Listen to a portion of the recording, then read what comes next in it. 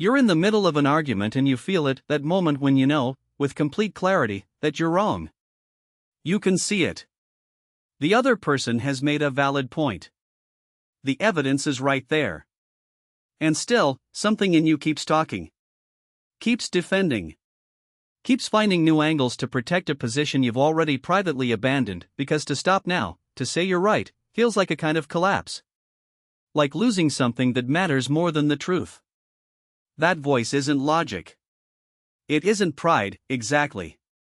It's something older and more insistent, a force that has been quietly editing your life, your relationships, and your choices for years. You've been living inside a story about who you are, and that story costs more to protect than you've ever been willing to count. This book is about that force.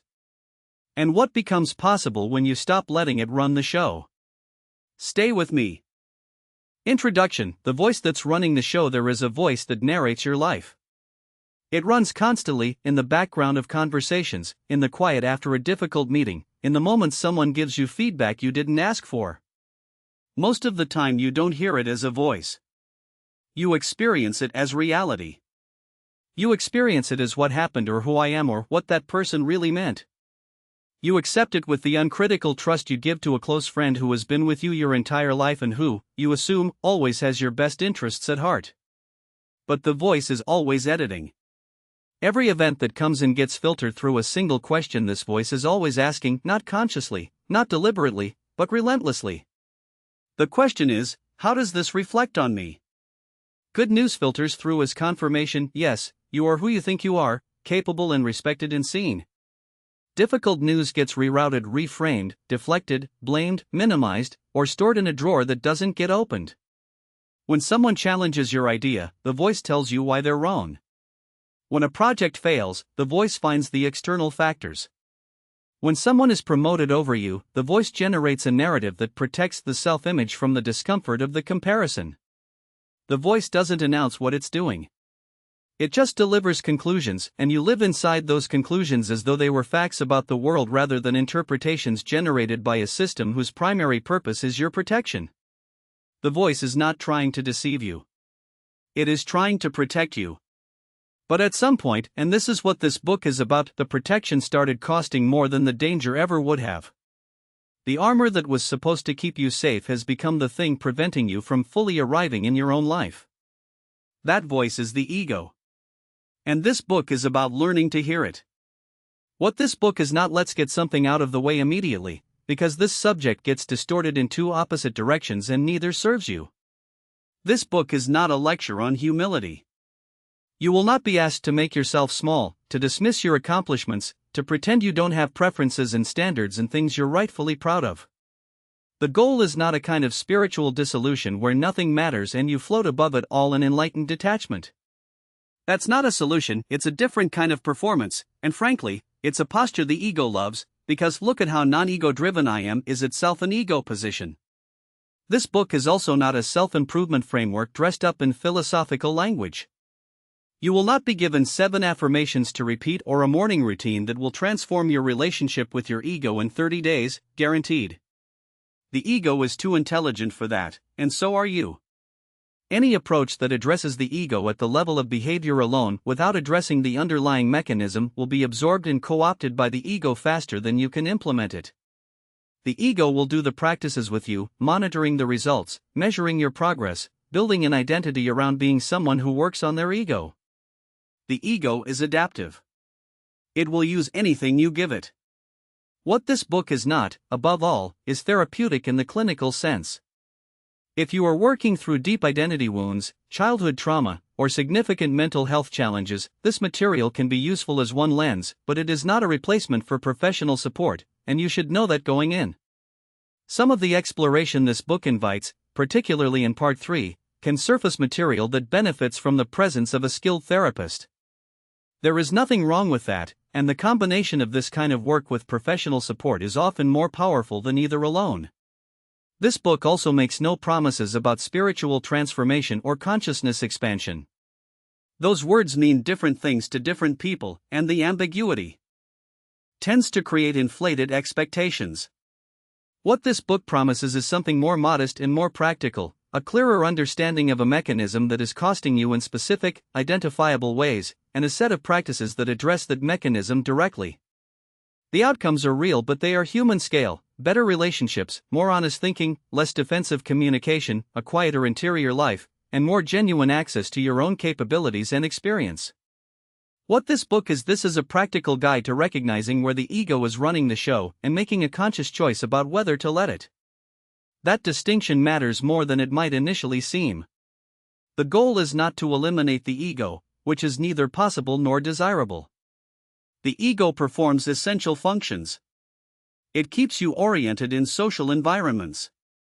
It maintains the continuity of your identity across time, providing the narrative coherence without which you couldn't make decisions, maintain commitments, or sustain relationships. It motivates you toward achievement, self-protection, and social belonging, all of which are genuine human needs. You need the ego. The question is whether you're using it or it's using you. For most people, the honest answer, the one that lands if you sit with it rather than deflecting it, is that the ego is in the driver's seat most of the time without their full knowledge or consent. It is making decisions faster than conscious thought can intervene, decisions about what to defend, what to dismiss, who to compete with, what feedback to let in and what feedback to route around, how to interpret the ambiguous expression on someone's face across the table. By the time you're aware of having responded, the ego has already done the responding. You are, often, ratifying decisions that were made before you were consulted. The cumulative cost of this is enormous. It shows up in relationships, in the partner who feels they can never reach you because your defenses engage faster than your care. In teams where people have learned not to bring honest input because the input is received as criticism to be neutralized rather than information to be used. In the slow erosion of learning that happens when you can't allow yourself to be wrong, because being wrong would require updating a self-image that the ego has been maintaining at significant expense. In the exhaustion of perpetual performance, of needing to appear a certain way, to be seen a certain way, to maintain a position in a hierarchy that the ego has convinced you is identical with your worth. What becomes available when you loosen the ego's grip is not weakness. It is a peculiar kind of freedom, the freedom to be wrong without it meaning something catastrophic about you, to not know without performing certainty, to be a beginner at something without the experience being a referendum on your fundamental worth. The freedom to receive honest feedback and actually use it. The freedom to change your mind in public, to let someone else be right without it costing you something vital. The freedom to be genuinely present in a conversation instead of simultaneously managing it. And with that freedom comes a kind of effectiveness, intellectual, relational, professional, that the defended, armor-wearing version of you simply cannot access, because effectiveness requires exactly what the ego most resists: the honest reception of reality. Who this book is for: you might be reading this because you've noticed something in yourself, a pattern of defensiveness that shows up in your most important relationships and that you can see clearly from the outside but can't seem to change from the inside. Or you've noticed the opposite, a compulsive need for validation that makes your mood hostage to other people's reactions in ways that exhaust you. You might be a high achiever who has built something significant and has begun to notice that the architecture of who you believe yourself to be is precarious in ways that make honest self-examination feel dangerous. You might be a leader who suspects that your team is telling you what you want to hear rather than what you need to know, and who is honest enough to consider that this might have something to do with how you receive information. You might be someone who has done therapy, read widely in psychology and philosophy, and has genuine self-knowledge, and who is frustrated that the self-knowledge hasn't translated into the behavioral changes you expected it to. You understand the pattern, you just can't seem to stop running it.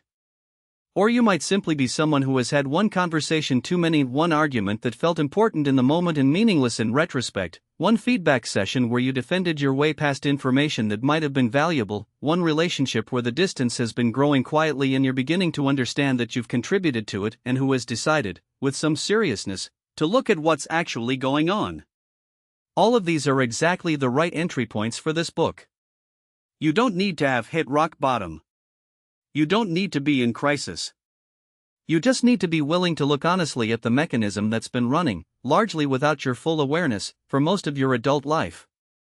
How this book is structured: the book moves in 3 parts, each building on the one before, and it is worth understanding the structure before you begin so that you can use it intelligently rather than treating it as a linear self-help sequence. Part 1, the architecture, covers what the ego actually is, where it comes from, and why it defends so fiercely and so automatically. This is not merely theoretical background. Understanding the mechanism is itself a form of practice, because you cannot see something clearly from inside it.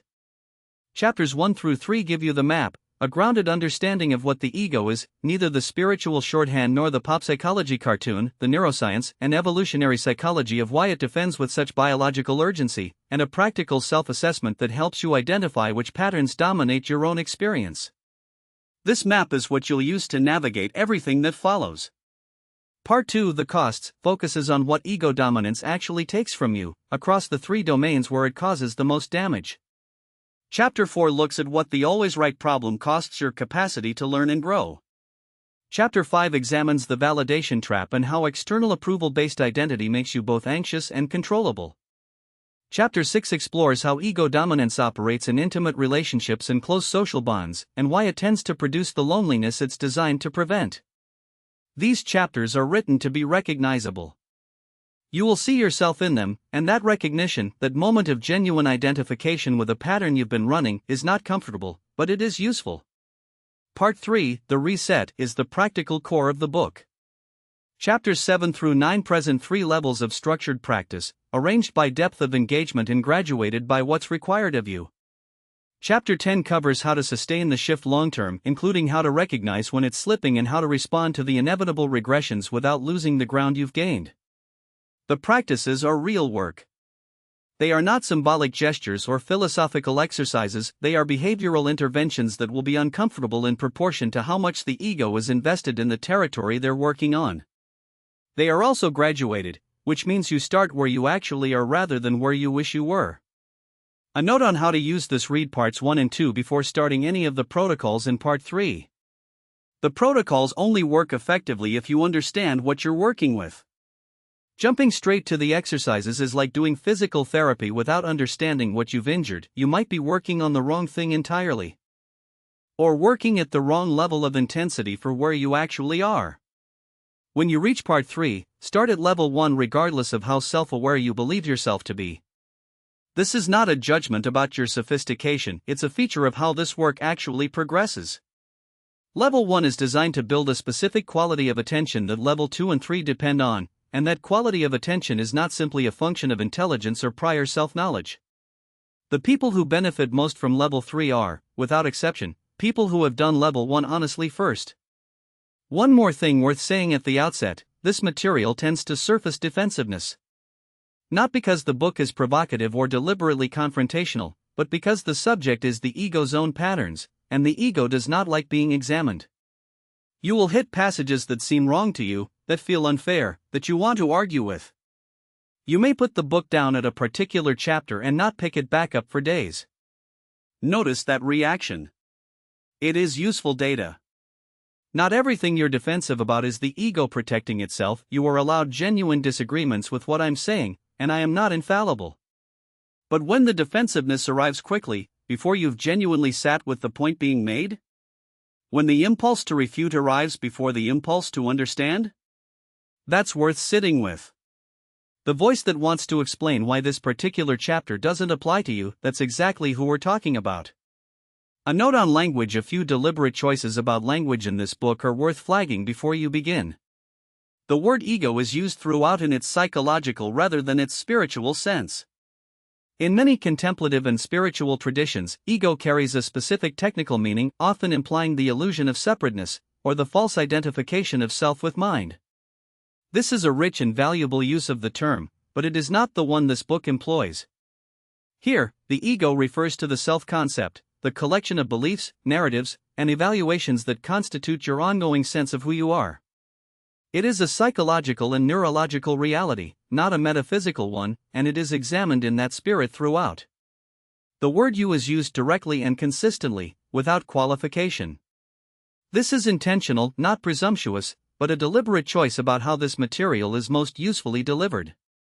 The findings and observations in this book are not universal laws, and you will find places where your particular experience doesn't fit the general pattern.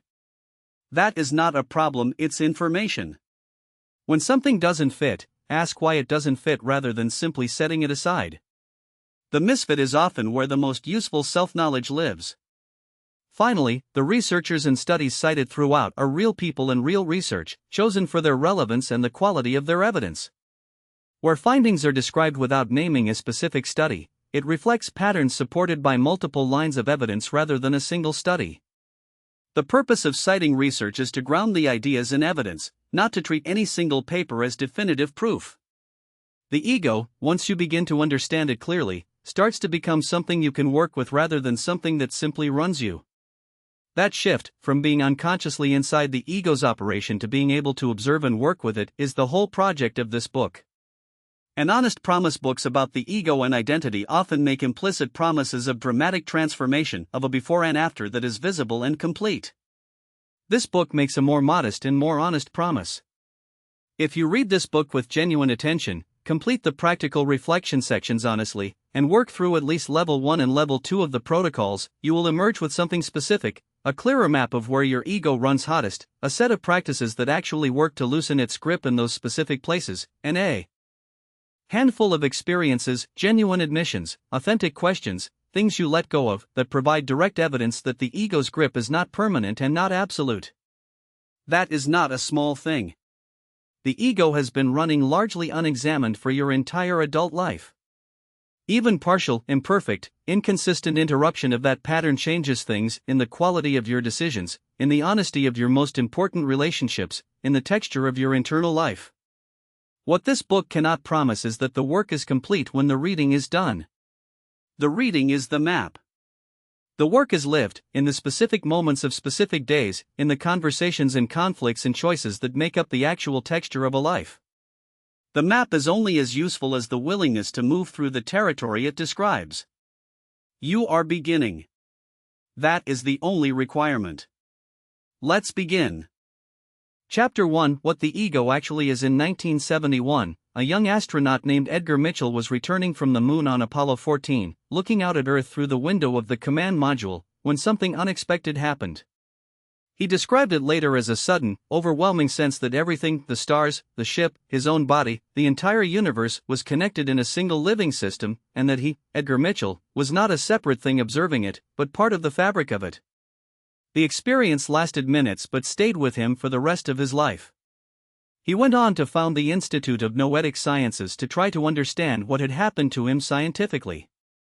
What he described is what researchers who study altered states call ego dissolution, the temporary collapse of the boundary between self and world. Mitchell didn't become a vegetable. He didn't lose his personality or his memories or his skills. He retained everything that made him Mitchell. What he lost, briefly, was the sense of being a defended, bounded, separate self that needed to be protected. He described it as one of the most clarifying experiences of his life. This is the counterintuitive opening to this book. The ego, the thing we're about to spend significant time examining, is not your enemy. It is not a flaw to be eliminated. It is, in fact, one of the most remarkable structures the human mind produces. The problem is not that you have one. The problem is that for most people, the ego has grown so powerful, and operates so automatically, that it has become less like a tool and more like a tyrant, making decisions you aren't consciously authorizing, protecting a self-image you didn't deliberately choose, and filtering out exactly the information you most need to grow. Understanding what the ego actually is, not the cartoon version, not the spiritual shorthand, is the necessary foundation for everything that follows.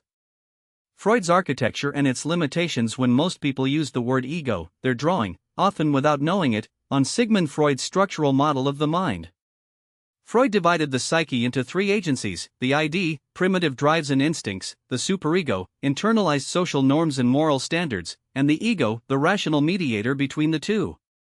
In Freud's model, the ego's job was to balance the demands of instinct against the demands of reality and morality, keeping the whole system functional. This model has endured in popular culture far longer than it has in academic psychology. Contemporary neuroscience and cognitive psychology have largely moved past the Freudian framework. Because the brain doesn't organize itself into neat structural agencies, it is a massively parallel system of interacting networks that produce what we experience as a unified self. But Freud captured something real. Even if his architecture was wrong, the ego is a mediating function. It stands between raw impulse and social reality, and its job is to keep you coherent and functional in a social world. The modern understanding of the ego, as used in psychology and cognitive science, is less structural and more dynamic. The ego, in contemporary terms, is best understood as the self-concept, the collection of beliefs, narratives, and evaluations that constitute your sense of who you are. It is the story you carry about yourself, your values, your competencies, your social standing, your history, your identity. It is not a thing so much as a process, a continuous act of self-construction and self-maintenance. And it is, without question, one of the most important things your brain does. The self-concept as meaning-making machine. The most common misconception about the ego is that it is essentially about vanity, about wanting to seem attractive, impressive, or important to others. This is a dramatic oversimplification. Vanity is one possible expression of the ego. But the ego itself is the entire meaning-making apparatus through which you interpret your experience. When something happens to you, a promotion, a rejection, a compliment, a criticism, an unexpected failure, it doesn't arrive in your mind as a raw fact. It arrives through the filter of your self-concept. What does this say about me? Does this confirm or threaten what I believe about myself? Where does this fit in the story I've been telling about who I am and what my life means? This is not a flaw. It is a feature. The self-concept creates continuity, the sense that you are the same person who existed yesterday, who has a past and a future, who has particular values and particular capabilities that are stable across time. Without that continuity, experience would be incoherent. You would have no basis for making decisions, no framework for evaluating choices, no stable ground from which to act. The ego is, in this sense, the operating system of your social life. It runs everything. Every interaction, every choice about what to say or not say, every interpretation of ambiguous feedback, it all passes through the ego's filter before you experience it as reality. The researchers Roy Baumeister and Mark Leary have argued that the need to belong, to be accepted, included, and regarded positively by others is one of the most fundamental human motivations. The ego is the apparatus that serves this need. It monitors your social standing constantly, processes information about how you're perceived, and motivates behavior that maintains or improves your position. When this system works well, it makes you socially intelligent, appropriately responsive to feedback, and motivated toward the kinds of achievement and connection that make life meaningful. When it malfunctions, when it becomes too dominant, too reactive, too invested in maintaining a particular self-image at all costs, it becomes the source of most of the predictable miseries of human social life. Terror management, the deeper function. There is a thread of research in social psychology that takes the ego's significance even further. Terror management theory, developed by Jeff Greenberg, Sheldon Sullivan, and Tom Piskzinski in the 1980s, builds on the work of cultural anthropologist Ernest Becker to propose something striking. The primary function of the ego, at its deepest level, is not social, it is existential. The ego is, fundamentally, a buffer against the awareness of death. Becker's central argument in his Pulitzer Prize-winning book, The Denial of Death, was that human beings are unique among animals in their capacity to be aware of their own mortality, and that this awareness creates a kind of existential terror that the psyche cannot simply ignore and function normally. The solution, Becker argued, is that culture and individual identity provide what he called immortality projects, frameworks through which we transcend our biological finitude. By embedding yourself in something larger than the individual body, a nation, a religion, a legacy, a set of achievements, a family, you create a sense of meaning that seems to extend beyond the grave. Terror management theory has generated hundreds of experimental studies, most of them following a counterintuitive design. Researchers make people think about their own death, called mortality salience, and then observe how this affects subsequent attitudes and behavior. The findings are consistent and striking. When people are reminded of their mortality, they cling more tightly to their cultural worldview, become more hostile to people who hold different beliefs, increase their investment in their status and reputation, and show stronger in-group favoritism. What this research reveals is that the ego is doing more than managing your social reputation. It is managing your existential terror. The story you tell about who you are is, in part, a story that keeps you from confronting how fragile and finite your existence actually is. This is why challenges to the ego can feel so threatening. They don't just feel like social slights. At some level, they feel like reminders of mortality. This insight reframes what we're actually dealing with. When someone can't admit they were wrong, or can't tolerate criticism, or builds their identity around being exceptional and indispensable, this is not mere vanity or insecurity. This is the ego performing its deepest function, constructing a sense of significance and permanence against the background of impermanence and death. Understanding this generates a quality of compassion for yourself and others that makes the work ahead much easier. How the ego forms. The ego doesn't arrive fully formed. It is constructed through experience, beginning in early childhood, and the raw material it uses is approval and shame. The developmental psychologist Erik Erikson described the formation of identity as a series of challenges across the lifespan, each one building on what came before. But the foundation is laid very early, in the experiences of attachment and attunement between child and caregiver. When a child does something and is met with warmth and approval, the implicit message received is, "This is who you should be." When that same child does something and is met with disappointment, anger, or withdrawal, the message is, "This is who you must not be."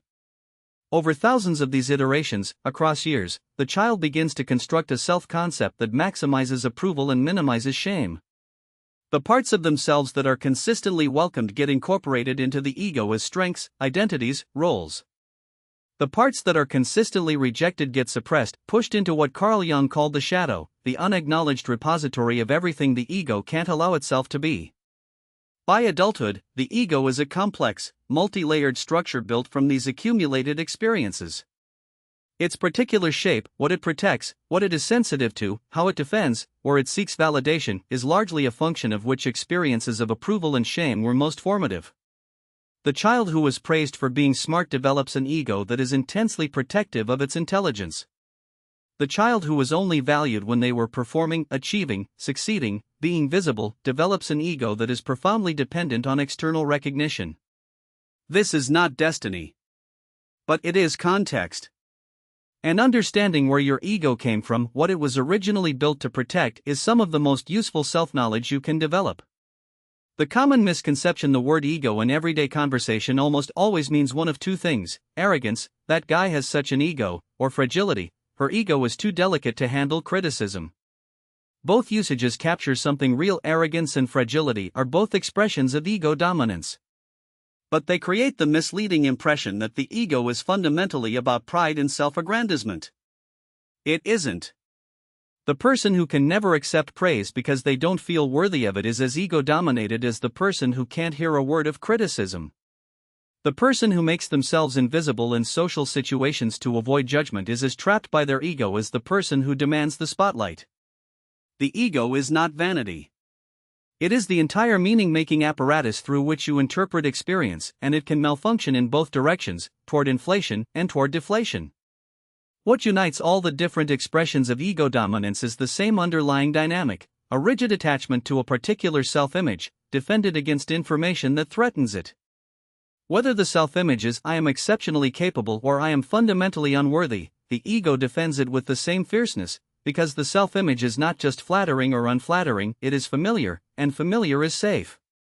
What ego dissolution actually means: when you hear phrases like ego dissolution or transcending the ego, the image this often conjures is of becoming a kind of featureless mystic, floating serenely above the ordinary concerns of human life, past caring about anything, past having preferences or attachments or personality. This is not what ego dissolution means, in either the research literature or in practice. What the research on ego-softening experiences, whether through meditation, psychedelic-assisted therapy, deep creative absorption, or peak experiences like Edgar Mitchell's, consistently shows is that loosening the ego's grip does not erase the self. It does something far more useful: it loosens the identification with the self. The self continues to exist, with its history and its preferences and its capabilities. But the relentless need to protect and perform that self, the constant vigilance, the defensive filtering, the zero-sum competition with others, becomes quieter. People who have undergone this shift describe not emptiness but fullness. Not indifference but curiosity. Not weakness but a strange kind of freedom, the freedom to engage with reality as it actually is rather than as it needs to be for the self-image to remain intact. The neuroscientist and meditation researcher Judson Brewer has studied what happens in the brain during states of reduced self-referential thinking. What he finds is that the default mode network, the brain's resting state circuitry, heavily associated with rumination, self-referential thought, and worry, becomes less active, and that people report this as relief. The brain, left to its own devices, spends enormous energy on self-monitoring and self-protection. When that burden lifts, even temporarily, the experience is described as spaciousness. That spaciousness is what this book is working toward. Not the elimination of the self, but the reduction of the fortress around it. Not becoming nobody, but being free enough from the need to be somebody that you can finally be present to what is actually in front of you. The ego's relationship to time. One of the least discussed but most consequential features of the ego is its relationship to time. The ego is primarily a backward-looking and forward-looking structure. It lives in memory and anticipation more than in the present moment. It maintains the narrative of who you are by continuously referencing the past. You are the person who did these things, achieved these things, suffered these things, and projecting that narrative into the future. You will do these things, protect these things, avoid these things. The actual present moment, with its unmanaged complexity and its demands for response rather than performance, is the ego's least comfortable terrain. This is why mindfulness practices that train sustained attention to present moment experience, have such a consistent effect on ego-related patterns. Not because mindfulness is inherently philosophical or spiritual, but because attention to the present moment is, in a direct neurological sense, incompatible with the ego's primary mode of operation. When you are genuinely attending to what is happening right now, the sensory experience, the actual texture of the moment, the specific reality of what the person in front of you is saying, there is less available processing capacity for the ego's continuous narrative of self-monitoring and self-reference. John Kabat-Zinn, who pioneered the clinical application of mindfulness in Western medicine through his mindfulness-based stress reduction program, often describes the shift that mindfulness practice produces in terms remarkably similar to what this book calls ego loosening, a reduction in the automatic, reactive quality of the mind's responses to experience, an increase in the capacity to observe thoughts and feelings without being entirely consumed by them, a growing ability to choose a response rather than simply executing a habit. These are not spiritual claims, they are cognitive and behavioral observations that have been repeatedly documented in research using standardized assessments. The practical implication for this book is direct. Any practice that brings you into more genuine contact with the present moment is, by that fact, loosening the ego's grip. The ego's power is greatest when you are inside a story about yourself rather than in direct contact with what is actually happening. Every moment of genuine present moment awareness is, in a small but real way, a practice of ego loosening. The ego as protector. It is worth returning, before closing this chapter, to the framing that opened it, the ego as protector that got too powerful. This framing is not just philosophically generous, it is strategically important for the work ahead. The ego's patterns, the defensiveness, the need for validation, the inability to be wrong, the performance and the concealment are not arbitrary cruelties visited upon you by some malevolent inner force. They are solutions to problems that were genuinely threatening when they were developed. The ego that formed in response to a childhood experience of shame for being too much is protecting against that shame recurring. The ego that formed in response to social rejection is protecting against that rejection recurring. The ego that formed in response to a parent who was only affectionate during achievement is protecting its access to love. These protections made sense in context. The tragedy is that they continue to run in contexts where they no longer serve, in adult relationships that are safe enough for honesty, in professional environments that reward genuine intellectual engagement, in a life that is trying to expand beyond the limits that the childhood experience of threat had to impose. Working with the ego, rather than fighting it, begins with this recognition: the pattern is not your enemy. It is a loyal soldier fighting a war that ended long ago. The work is not to destroy the soldier, it is to let them know that the situation has changed, that the threat level has dropped, that they can stand down.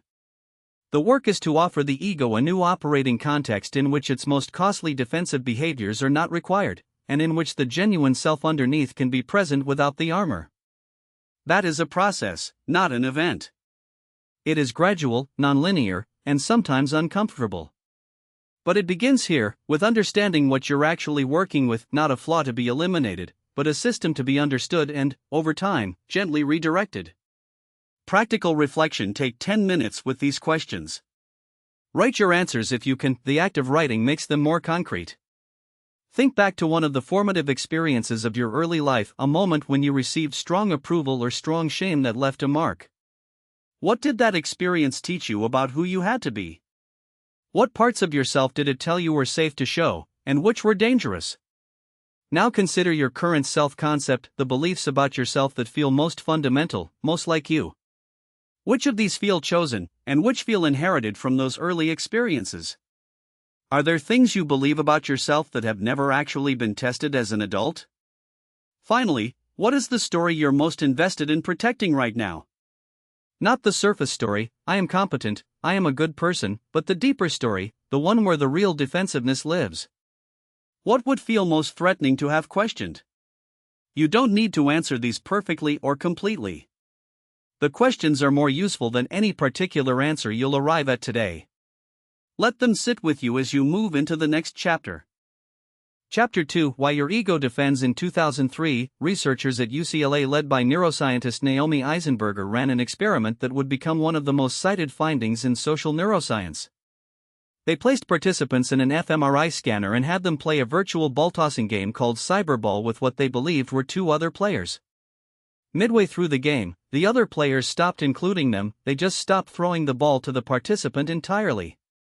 The participant was, in the language of the study, ostracized. What the brain scan showed was startling. Social exclusion activated the same neural circuits as physical pain.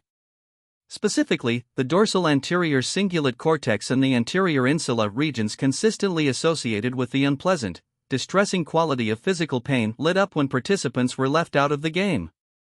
Being socially rejected didn't just feel painful. Neurologically, it was painful, processed through the same architecture as a burn or a bruise. Matthew Lieberman, one of the key researchers in this area, spent years mapping the overlap between social and physical pain. His conclusion, detailed in his book Social: Why Our Brains Are Wired to Connect, is not that social pain is metaphorical pain. It is that social pain is pain genuinely aversive, genuinely processed by the pain system, genuinely motivating avoidance behavior. The brain treats social threat the same way it treats physical threat. This is where the ego's defensiveness comes from. It is not irrationality. It is not weakness. It is a deeply embedded survival response, one that evolved in environments where social exclusion was, quite literally, life-threatening. The tribal stakes: imagine your ancestors standing at the edge of the group, 70,000 years ago, in the African savannah. They have said something that has offended the leader. They have been seen doing something that violates a group norm. The other members are withdrawing, becoming cool, excluding them from conversation and resource sharing. This is not a minor social discomfort. This is an existential emergency. Without the group, your ancestor cannot hunt successfully, cannot defend against predators, cannot survive long enough to reproduce. Social rejection in that environment was functionally equivalent to a death sentence. The individual who took social threats seriously, who felt it as urgently and viscerally as physical danger, and who mobilized all available resources to manage it, had a dramatically better chance of surviving than the individual who shrugged it off. This is the evolutionary logic of the ego's defensive reactions. When someone criticizes you, when you feel overlooked or disrespected or challenged on something you've identified yourself with, the ego's threat response is not disproportionate to some imaginary danger. It is firing up the same circuitry that kept your ancestors alive. The problem is that the environment has changed dramatically. Being wrong in a meeting does not actually endanger your life, but the response system hasn't updated. The ego is, in this sense, running ancient software in a modern world. It is exquisitely calibrated to threats that no longer exist at their original scale, while being poorly calibrated to recognize that the threats it perceives are usually survivable, sometimes trivial, and often opportunities in disguise. Why being wrong triggers a threat response here is a specific prediction the evolutionary logic generates. Admitting you're wrong should feel dangerous. Not just uncomfortable, dangerous. Because in the ancestral environment, being wrong could mean being wrong about your status, your competence, your value to the group. And that assessment, in a tribal group, could have real consequences. The research on this is consistent. When people are given evidence that contradicts their stated beliefs, the response is not neutral processing. A study by Drew Weston and colleagues used fMRI to observe what happens in the brains of Committed political partisans when they encounter information that is inconsistent with their candidate's position. The reasoning networks, the parts of the brain you'd want engaged when evaluating evidence, actually went quiet. The emotional and threat response regions became more active. Participants were not, in the neurological sense, thinking about the evidence. They were defending against it. What happens next is equally revealing. Once the participants had managed to rationalize away the contradictory information, there was a burst of activity in the brain's reward circuits. Defending the belief felt good, neurologically rewarding, while updating it felt threatening. This is a profound finding if you sit with it. The ego has set up a system where confirming your existing beliefs is pleasurable, and changing them in response to evidence is uncomfortable. In terms of actual learning and growth, this is exactly backwards. Cognitive dissonance and the rewriting of memory. Leon Festinger, one of the most original thinkers in 20th century social psychology, gave us the concept of cognitive dissonance in the 1950s. The core idea is simple: holding two inconsistent beliefs, or holding a belief that is contradicted by your behavior, creates an uncomfortable psychological tension that motivates change, but the change is not always in the direction you'd hope. When you do something that conflicts with your self-concept, the ego has two options. Option 1, update the self-concept. I did something dishonest. Maybe I need to examine my relationship to honesty. Option 2, reframe the behavior. That wasn't really dishonest, it was strategic. Anyone would have done the same. The other person had it coming. The ego almost always chooses option 2, because option 2 is fast, automatic, and maintains the existing self-image with minimal disruption. But the distortions don't stop there. The ego also rewrites memory. Psychologist Carol Tavries and social scientist Elliot Aronson documented this extensively in their book, Mistakes Were Made, But Not By Me. People consistently misremember their past behavior in self-serving directions. They remember being more helpful, more accurate, more consistent with their values than they actually were. They remember others as being more at fault than contemporaneous records show. The memory system is not a neutral recorder, it is reconstructed through the ego's filter every time you access it. This is not lying.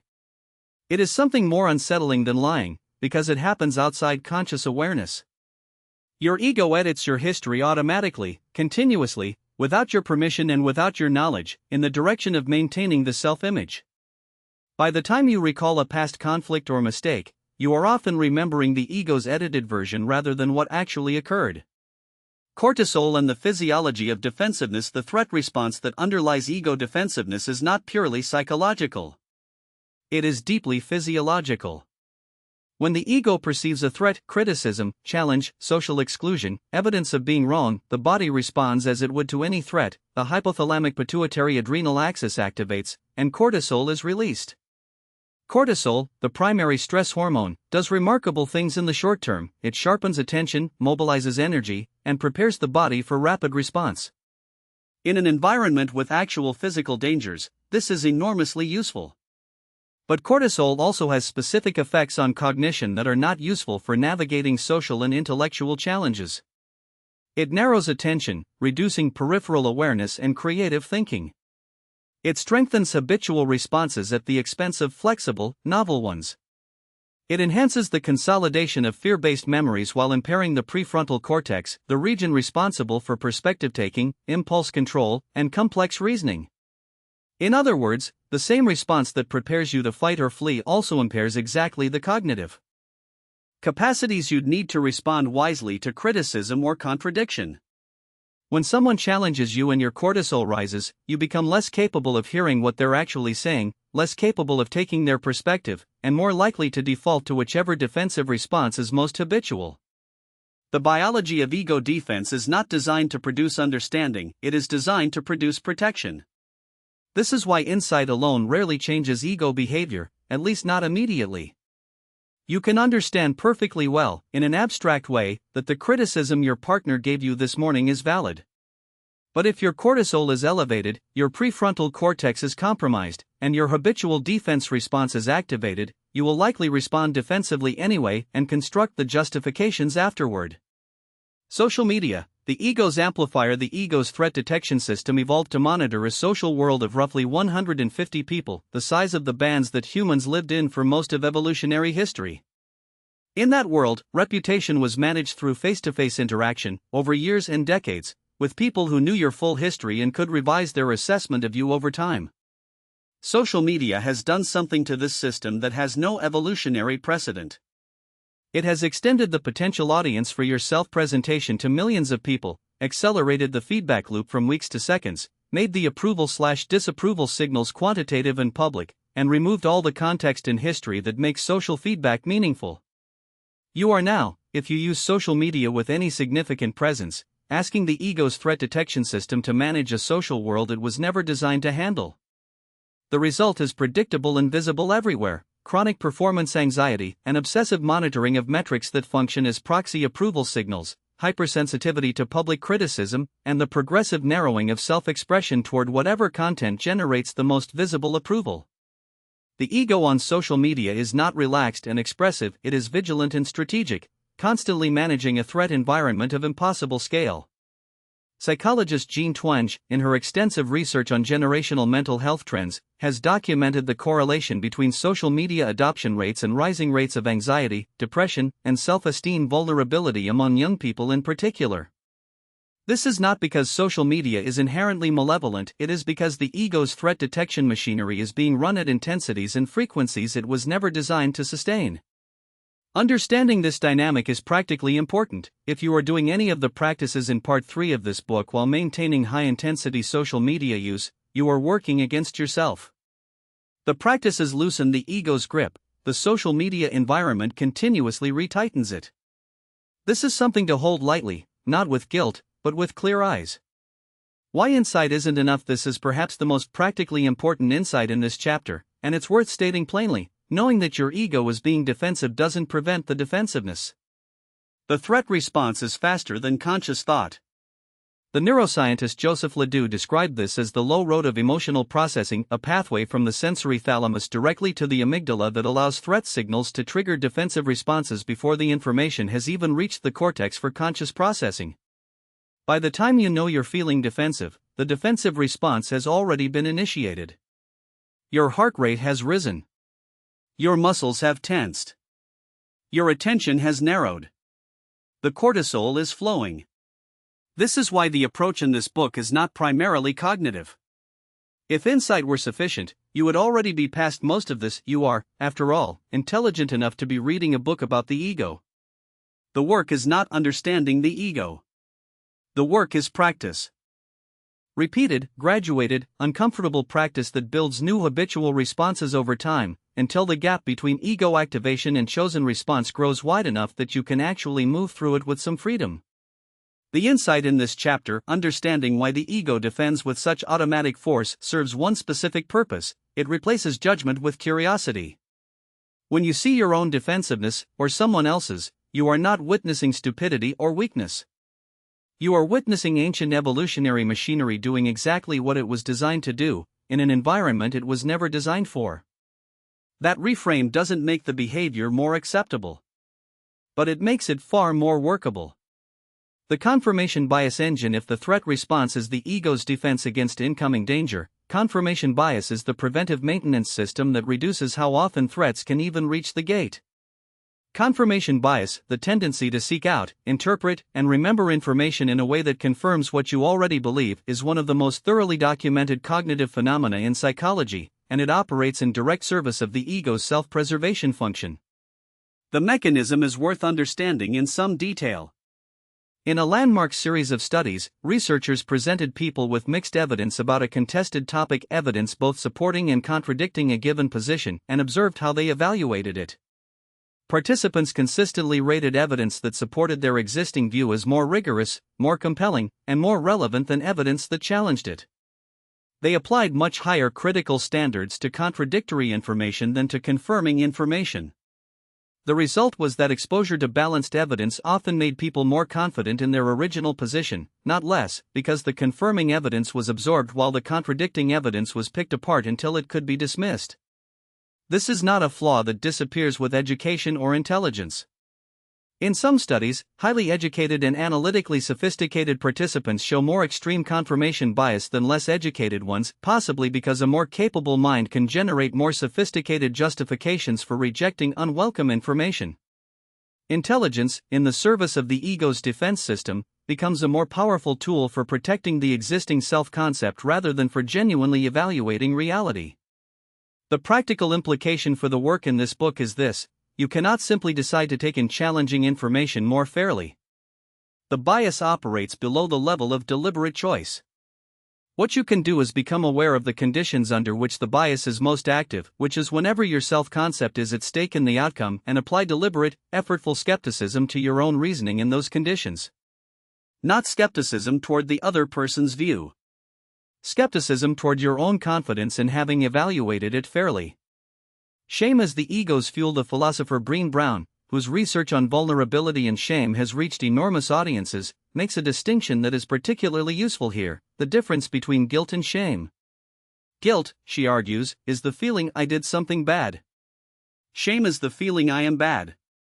This distinction maps almost perfectly onto the difference between a healthy response to error and the ego's response to error. A healthy response to error involves guilt. I did something that doesn't align with my values. I can acknowledge it, I can make repair, I can choose differently next time. This is uncomfortable but workable, it leads forward. The ego's response to error involves shame. The mistake doesn't just indicate a bad action, it indicates a bad self. And because the ego has organized its entire project around maintaining a positive self-concept, a mistake that lands in the shame register isn't just uncomfortable, it's existentially threatening. It doesn't just need to be addressed, it needs to be eliminated. Which means it needs to be denied, deflected, minimized, blamed on others, or explained away before it can attach to the self-image. Research by June Price Tangney and others on the distinction between shame-prone and guilt-prone responses has found consistent differences in how people handle difficulty. Shame-prone people are more likely to engage in defensive denial, more likely to externalize blame, more likely to become hostile and aggressive when criticized, and, counterintuitively, less likely to make genuine amends after a transgression. Guilt-prone people are more likely to take genuine responsibility, more likely to make constructive repair, and more likely to change their behavior after acknowledging an error. This is the cruel irony of shame. It is the experience that, more than any other, motivates the ego's most destructive defensive behaviors, while simultaneously making genuine change less likely. The shame response closes off exactly the capacity, honest acknowledgement, and constructive repair that would actually resolve the situation. Understanding this dynamic is practically important for two reasons.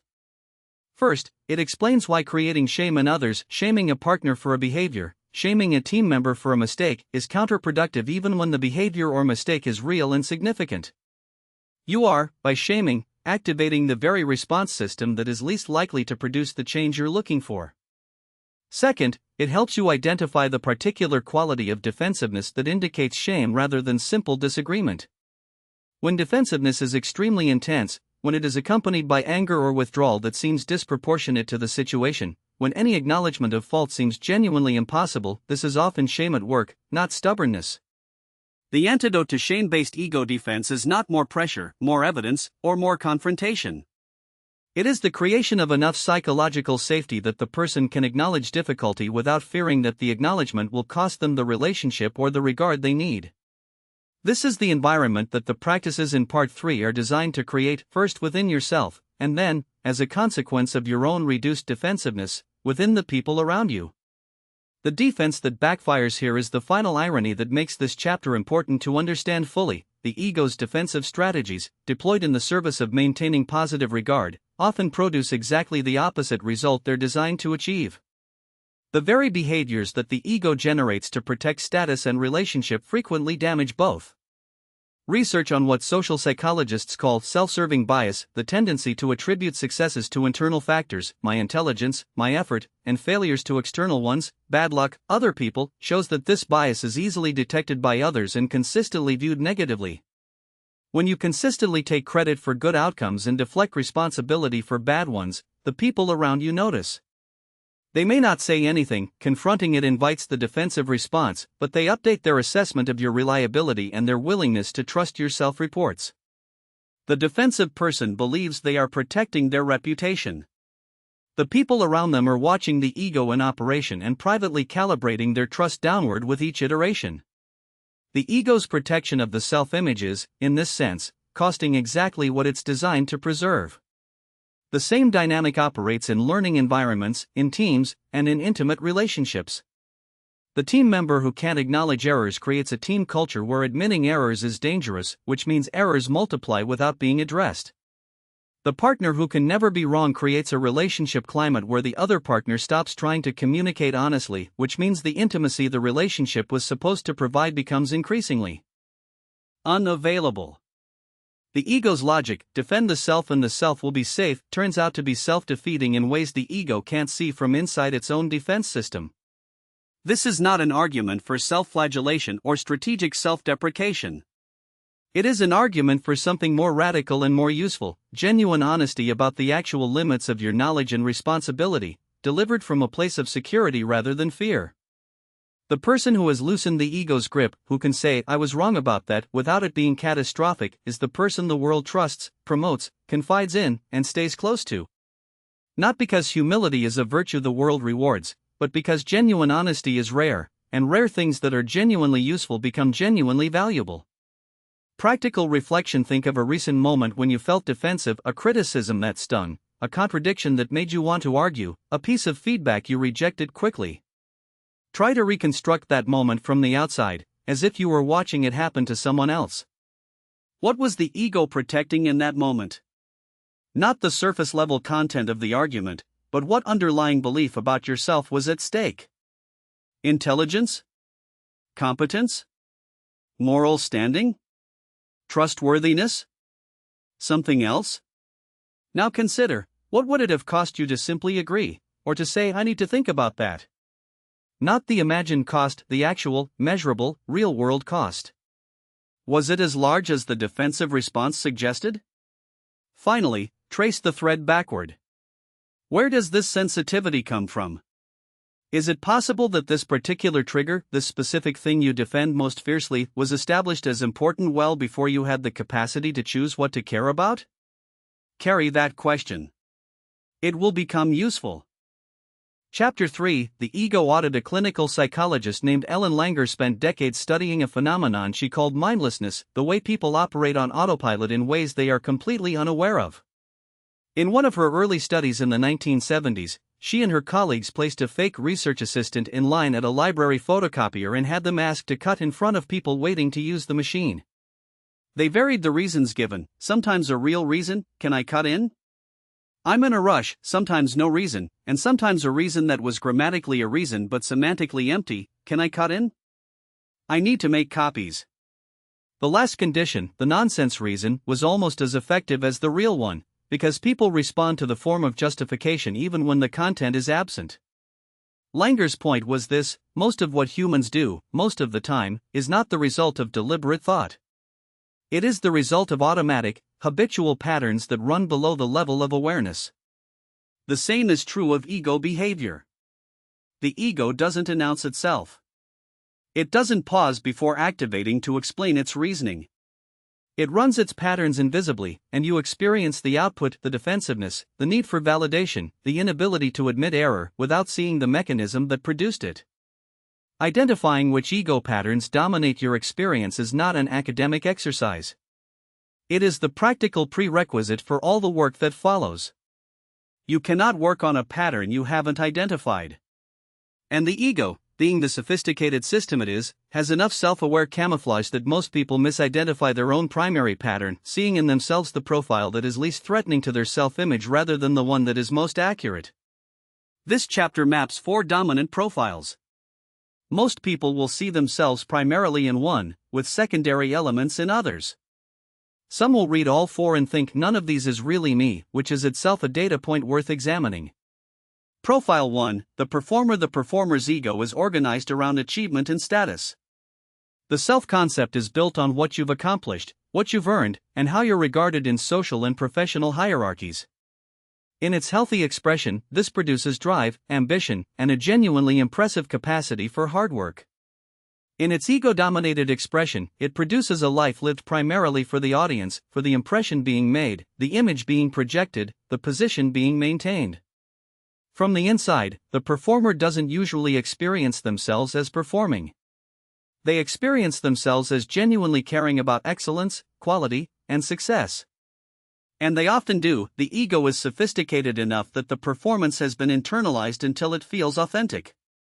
But the tell is what happens when the achievement is not recognized, or when someone else achieves more visibly. The emotional response to being overlooked is disproportionate to any practical consequence. The discomfort when someone else is praised in a room where you are present is hard to rationalize away. The need to establish credentials in new social situations, to make sure people know who you are and what you've done, surfaces before it's socially warranted. The performer's deepest fear is irrelevance. Not failure in the ordinary sense. Performers can handle setbacks, even significant ones, as long as they're part of a narrative of eventual success. What the performer's ego cannot handle is the possibility of being genuinely unremarkable, of not mattering, of being one of the anonymous many rather than someone who counted. This profile is extremely common in high-achieving environments, corporate hierarchies, academia, entrepreneurial circles, any environment that provides consistent status signals. Social media has created a massive amplifier for performer egos, providing constant metric-based feedback on one's relative visibility and approval rating. What the performer's ego crowds out is presence. The performer is rarely fully in an experience, they are simultaneously in the experience and assessing how it reflects on them, how it will be narrated, how it positions them in relation to others. The authentic pleasure of doing something excellently, for its own sake, is perpetually deferred in favor of the approval that excellence might generate. Profile 2. The defender. The defender's ego is organized around being right.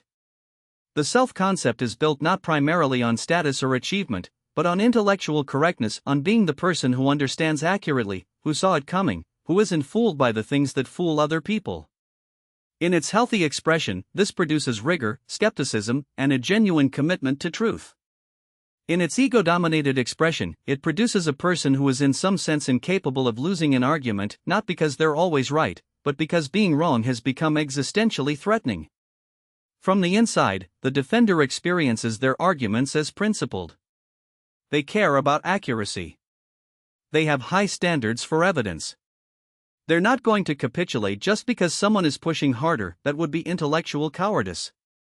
There is often genuine intelligence behind the defender's positions, which makes the pattern more invisible and more self-reinforcing. Being right a lot of the time is good cover for the times when being right has become more important than being honest. The tell for the defender is the quality of their listening when in disagreement. They are not actually processing what the other person is saying, they are scanning it for vulnerabilities, building their counter-argument before the other person has finished speaking. In a conversation, the defender's attention is oriented toward the next move rather than toward understanding. They emerge from arguments either victorious or resentful, and they rarely, genuinely update their position based on what they heard. They may update it later, alone, and claim it as their own insight, but in the moment, under pressure, updating feels like capitulation. The defender's deepest fear is looking foolish, being seen as credulous, naive, or easily misled. This is why criticism lands so hard. It implies that you believed something you shouldn't have, that you were wrong in a way that was visible to others. The ego would rather win an argument with someone who's right than admit to being wrong. This profile causes enormous damage in close relationships. A partner who can never win a disagreement with you, who learns over time that evidence and logic will not change your publicly stated position, who begins to feel that your honesty and intellectual standards are actually a fortress, will stop trying to reach you. They'll stop bringing their genuine assessments and concerns, because they've learned that the defender is not actually accessible. Profile 3, the victim. This is the profile most people don't see in themselves, because the victim's ego operates through suffering rather than achievement or argument, and suffering doesn't feel like ego. It feels like reality. The victim's ego is organized around wounds, injustices, and the ways in which the world, other people, circumstances, timing, history has failed them. The self-concept is built on a narrative of being unjustly treated, and this narrative is both sincere and extremely useful. It explains failures without requiring self-examination. It positions every disappointment as something done to you rather than something you contributed to. It generates sympathy and attention from others, which functions as a form of validation. And it provides a coherent, morally elevated identity, the person who suffers yet endures. From the inside, the victim is not being strategic. The suffering is real. The injustices, in many cases, are real. What makes this an ego pattern rather than simply an accurate assessment of experience is the selectivity. The victim's narrative consistently highlights the ways in which external forces have been responsible and consistently minimizes the ways in which their own choices and responses contributed. The narrative is curated toward a conclusion. The victim's ego is also characterized by a deep ambivalence about improvement. If the central story is "I have been wronged and this explains where I am," then improving one's circumstances undermines the story. Improvement requires relocating the locus of control from outside to inside, which simultaneously reduces the moral clarity of the victim position. People with strong victim egos often sabotage improvement unconsciously, because success would require relinquishing a self-concept that has become their primary source of identity and social connection. The deepest fear in this profile is responsibility, specifically, the possibility that you could have done something differently, that you have more agency than the narrative allows, that the story of being wronged is not the complete truth. This profile is delicate to discuss because victimization is real, historical, and ongoing for many people. Systemic injustice is not a product of the ego, it is a product of systems, and naming it is important and necessary. What distinguishes the victim ego pattern from legitimate naming of injustice is the relationship to agency. The victim ego is invested in incapacity, in the idea that nothing can change, that effort is futile, that the wound is permanent and defining. Profile 4, the invisible one, the least obvious profile, and perhaps the most underestimated. The invisible one's ego is organized around avoiding judgment, specifically, avoiding the kind of visibility that makes you a target for criticism, comparison, or failure. The self-concept is built on humility, self-effacement, and staying under the radar. From the outside, this often looks like genuine modesty. From the inside, it is a continuous vigilance against the risk of being seen. The invisible one has often received the message early in life, through parenting, through peer dynamics, through a formative public failure or humiliation, that visibility is dangerous. That standing out invites attack. That ambition is punished. That wanting things for yourself is greedy or embarrassing.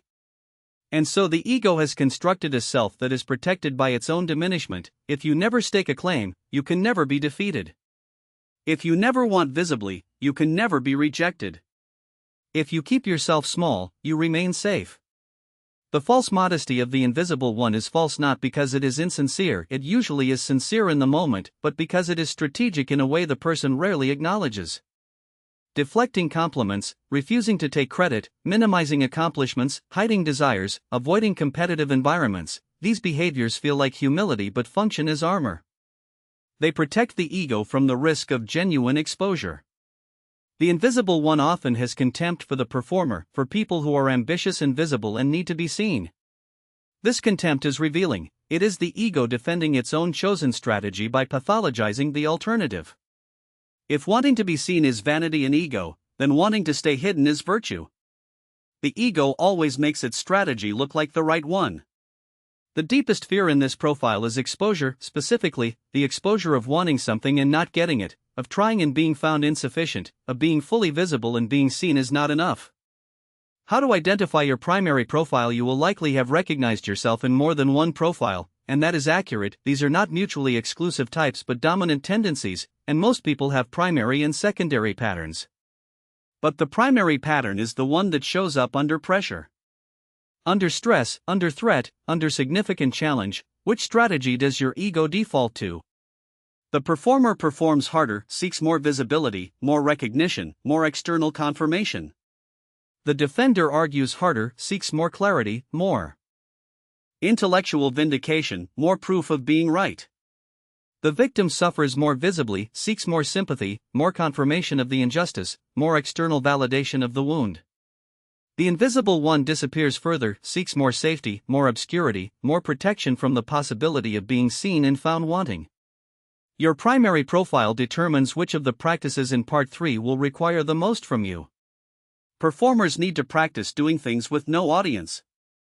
Defenders need to practice admitting error publicly. Victims need to practice locating agency. Invisible ones need to practice visibility and claiming. Practical reflection. Complete the following audit honestly. Score each statement from 1, almost never true, to 5, almost always true. The scoring ranges are guides, your pattern matters more than the numbers. The performer: I feel uncomfortable when others are praised in my presence and I'm not. 1 to 5, I find it difficult to enjoy accomplishments privately, I feel a pull to share or be recognized. 1 to 5, when meeting new people, I feel a subtle pressure to establish my credentials or status early. 1 to 5, the defender: in disagreements, I am more focused on proving my point than on understanding the other person's view. 1 to 5, I rarely, in the moment, genuinely change my position based on what someone else says. 1 to 5, being wrong feels significantly worse than simply being incorrect about a fact, it feels like it reflects on who I am. 1 to 5, the victim: when things go wrong, I naturally look first at what external factors were responsible. 1 to 5, I carry unresolved grievances about past events that still influence how I feel about myself. 1 to 5, I am skeptical that I could significantly change my circumstances through my own choices and actions. 1 to 5, the invisible one: I tend to minimize or deflect when someone compliments me or recognizes my work. 1 to 5, I avoid situations where I might be judged, compared, or found insufficient.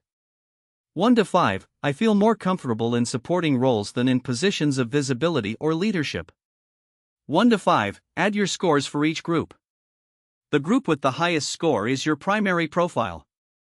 If two are close, you have a dominant pattern with a significant secondary. Carry this knowledge forward.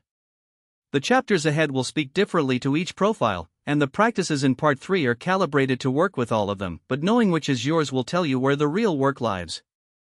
Why we misidentify our own profile. The ego audit would be straightforward if the ego were a cooperative subject, if it simply held still long enough to be accurately observed. The complication is that the ego has its own preferences about which profile it would rather be identified with, and these preferences systematically bias self-assessment. The performer, in most cultural contexts, is the least stigmatized profile. Ambition and status seeking, while not universally admired, are at least comprehensible and in many environments celebrated. The performer is therefore the profile that people with victim or invisible ego patterns are most likely to select for themselves. It is less socially embarrassing than the others. Meanwhile, actual performers often rate themselves as defenders, because they experience themselves as principled and rigorous rather than as status hungry. The victim profile is the one most people resist identifying with, because the word victim carries cultural connotations of weakness and self-pity that feel distinctly unflattering. People with strong victim ego patterns typically describe themselves as realistic, or honest, or justifiably resentful of actual injustice, all of which may be partly true. The victim profile does not require that the grievances be fabricated. It requires only that the grievances have become the organizing principle of identity. The invisible one profile is often misread by its occupants as humility, a positive trait that the ego is happy to claim. The tell, as described earlier, is in the relationship to risk. Genuine humility is compatible with visibility when visibility serves something important. The invisible one pattern cannot tolerate visibility without significant anxiety, regardless of whether the stakes are actually high. The most reliable way to check your self-assessment is to ask someone who knows you well, someone who has seen you under pressure, in conflict, and in the ordinary texture of your daily life, to complete the same audit from their observation of you. The discrepancy between self-report and external observation is itself revealing. The places where their assessment diverges most from yours are almost always the places where the ego's editorial function is most active. The profiles in interaction. The four profiles interact with each other in predictable and instructive ways that are worth understanding, particularly in the context of your most significant relationships. The performer and the invisible one often find each other in romantic relationships, creating a dynamic that initially feels complementary, the visible one and the supportive one, the spotlight and the backstage, but that tends to generate increasing imbalance over time. The performer's need for recognition gets served, the invisible one's avoidance of visibility gets accommodated. But the invisible one gradually loses access to the development of their own visibility and self-assertion, while the performer loses the honest feedback that comes from a partner who isn't invested in staying in a supporting role. The defender and the victim in relationship produce one of the most painful dynamics in conflict. The defender dismisses or argues against the victim's experience, which the victim receives as confirmation of the injustice, which intensifies the victim position, which generates more detailed evidence for the defender to argue against. The cycle is stable and can persist for years, with each person's ego pattern being reinforced by the others. Two performers together produce competition that is often productive in environments where both are working toward genuinely different goals, but that becomes toxic when their status hierarchies overlap. Two defenders produce arguments that go on forever and arrive nowhere, because neither can update. Two victims produce a relationship organized around shared suffering that can feel like intimacy but that resists any genuine improvement. Understanding these dynamics is not an invitation to pathologize your relationships but to understand them more precisely.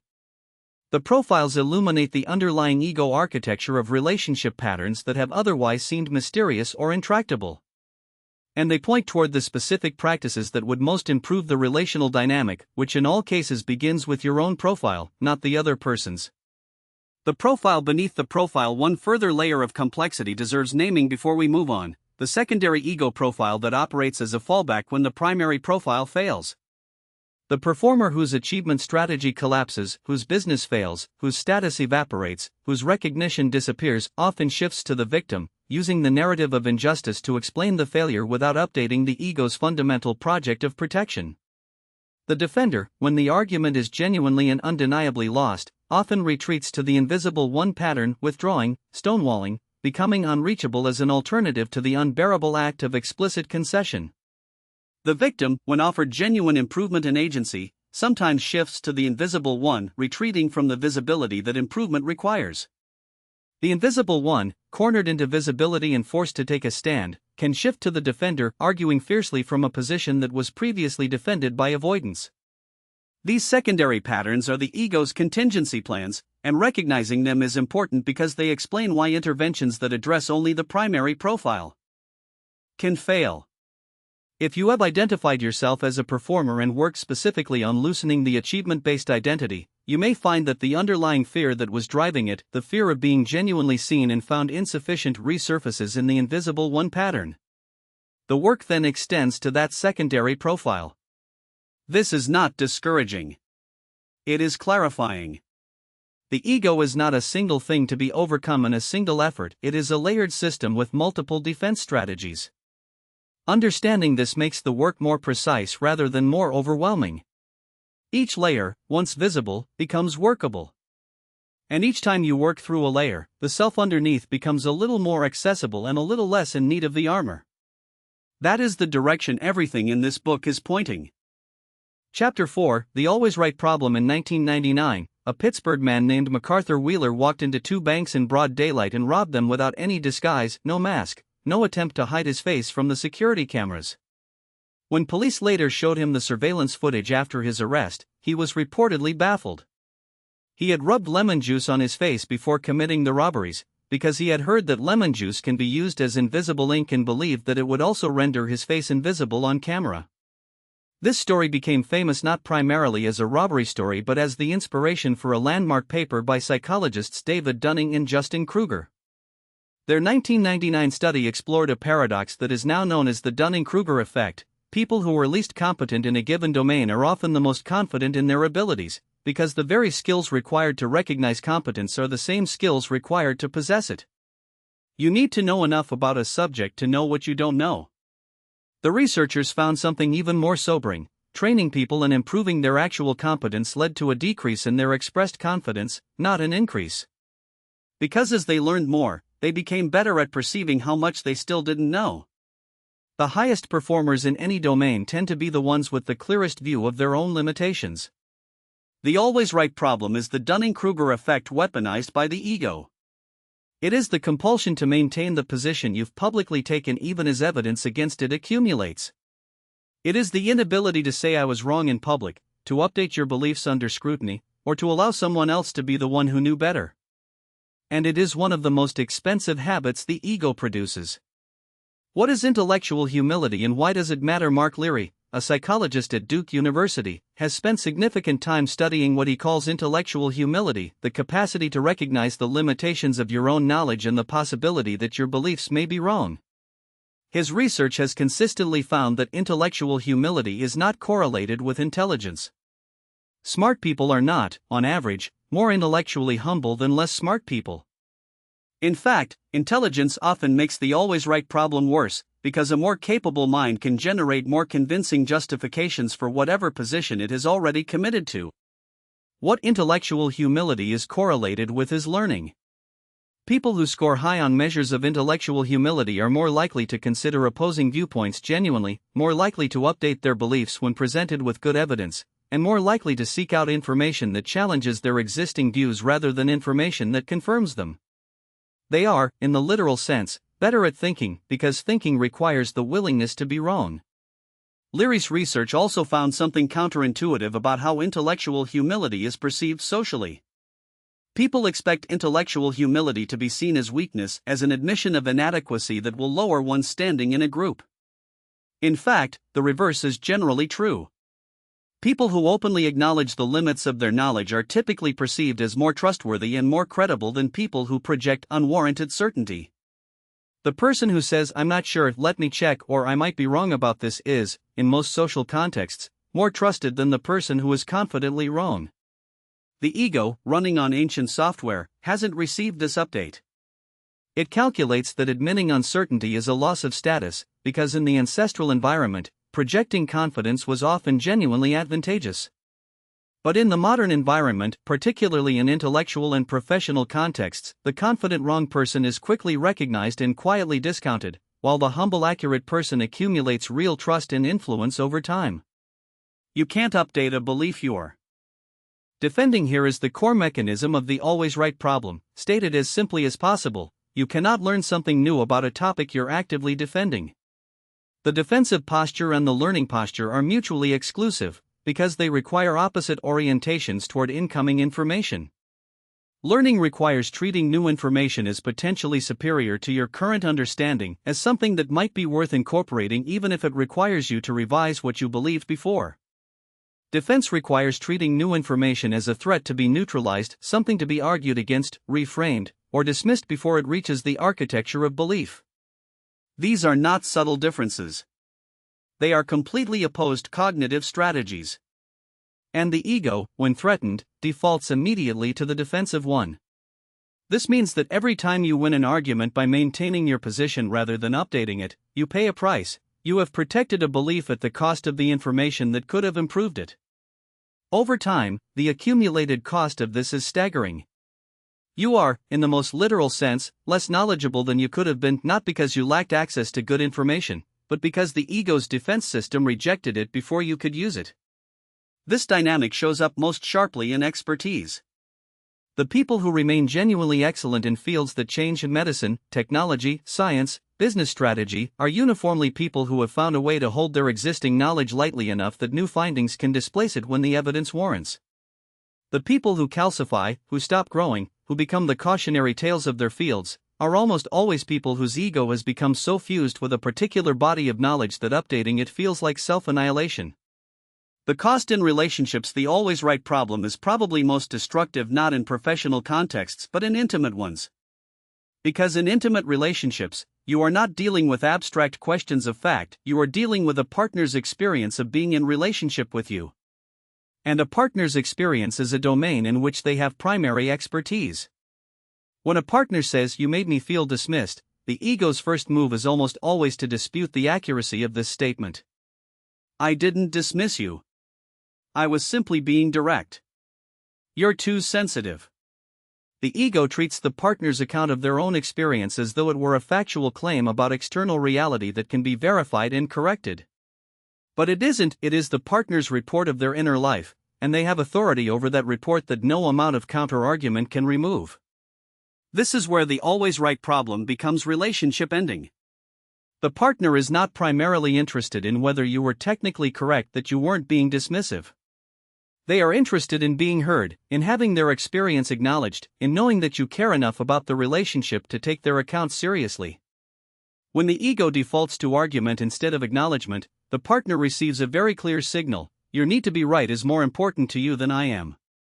Over time, partners of defender-type egos stop bringing their genuine experiences.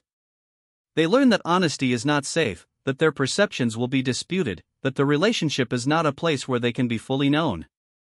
They adapt through emotional withdrawal, through resentment that accumulates without outlet, through the quiet death of the intimacy that the relationship was supposed to provide. Teams respond the same way. Team members who work with leaders who can never be wrong will eventually stop offering honest input.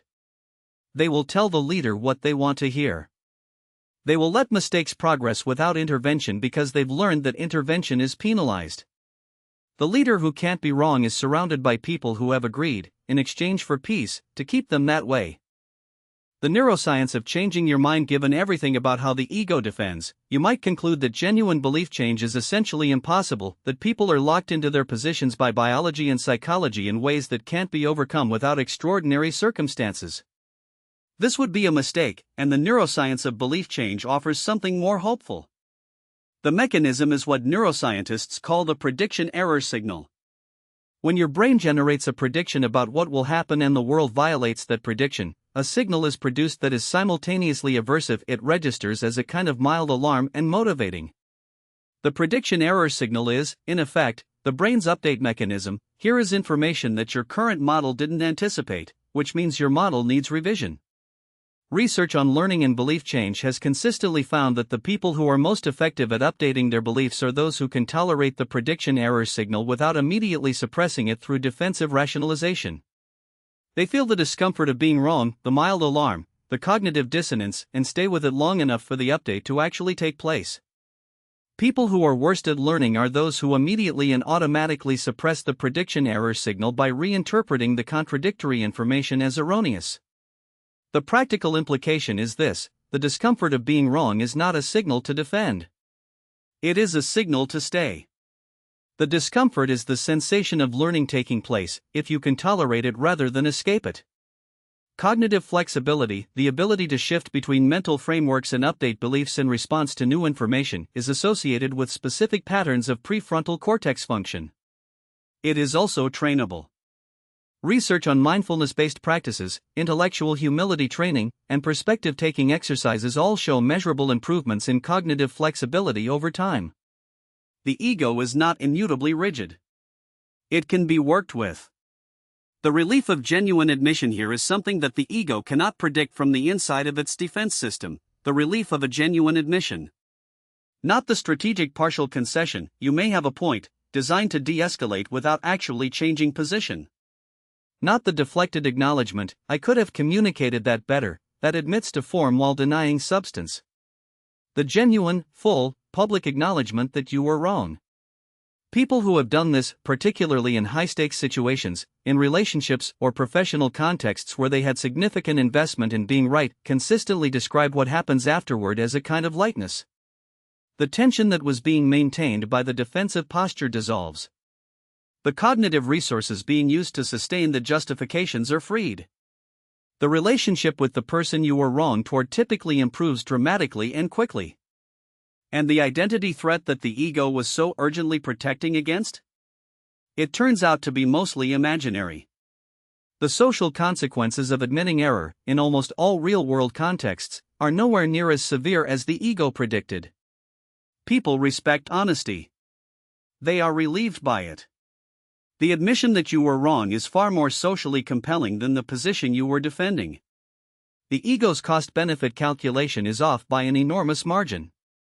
It spends extraordinary resources protecting you from a consequence that, in most cases, would have been entirely survivable and in many cases would have actually been beneficial.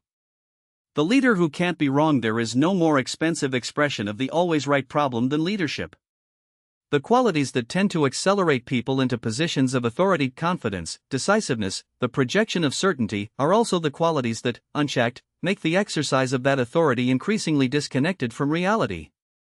Psychologist Dr. Keltner, in his research on what he calls the power paradox, has documented a consistent phenomenon: the qualities that make people effective at gaining power, empathy, listening, genuine interest in others, are systematically eroded by the experience of holding power.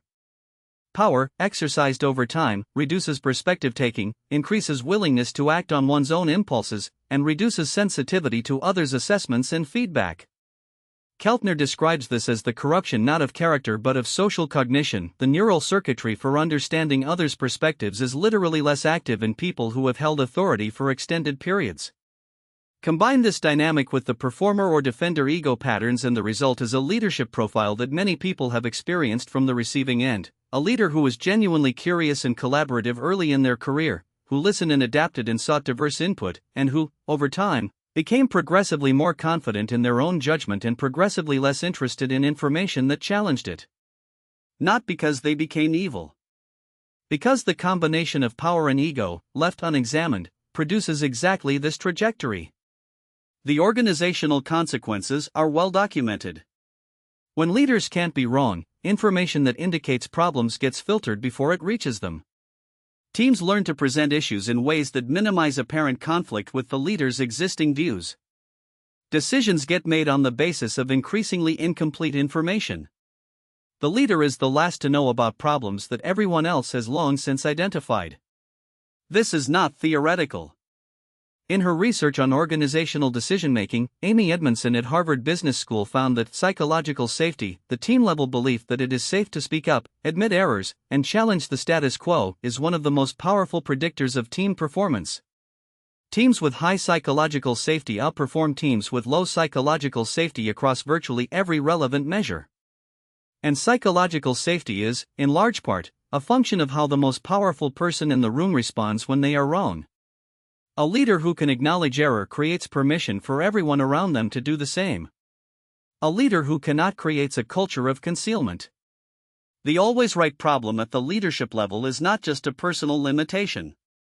It is a system-level failure mode that compounds invisibly over time, until the consequences are large enough that they cannot be ignored. Updating beliefs in public. There is a specific skill embedded in the always right problem that doesn't get enough attention: the capacity to change your mind in public, in real time, in front of people who watched you hold the original position. This is different from privately revising your view. Most people can do that, slowly, when no one is watching.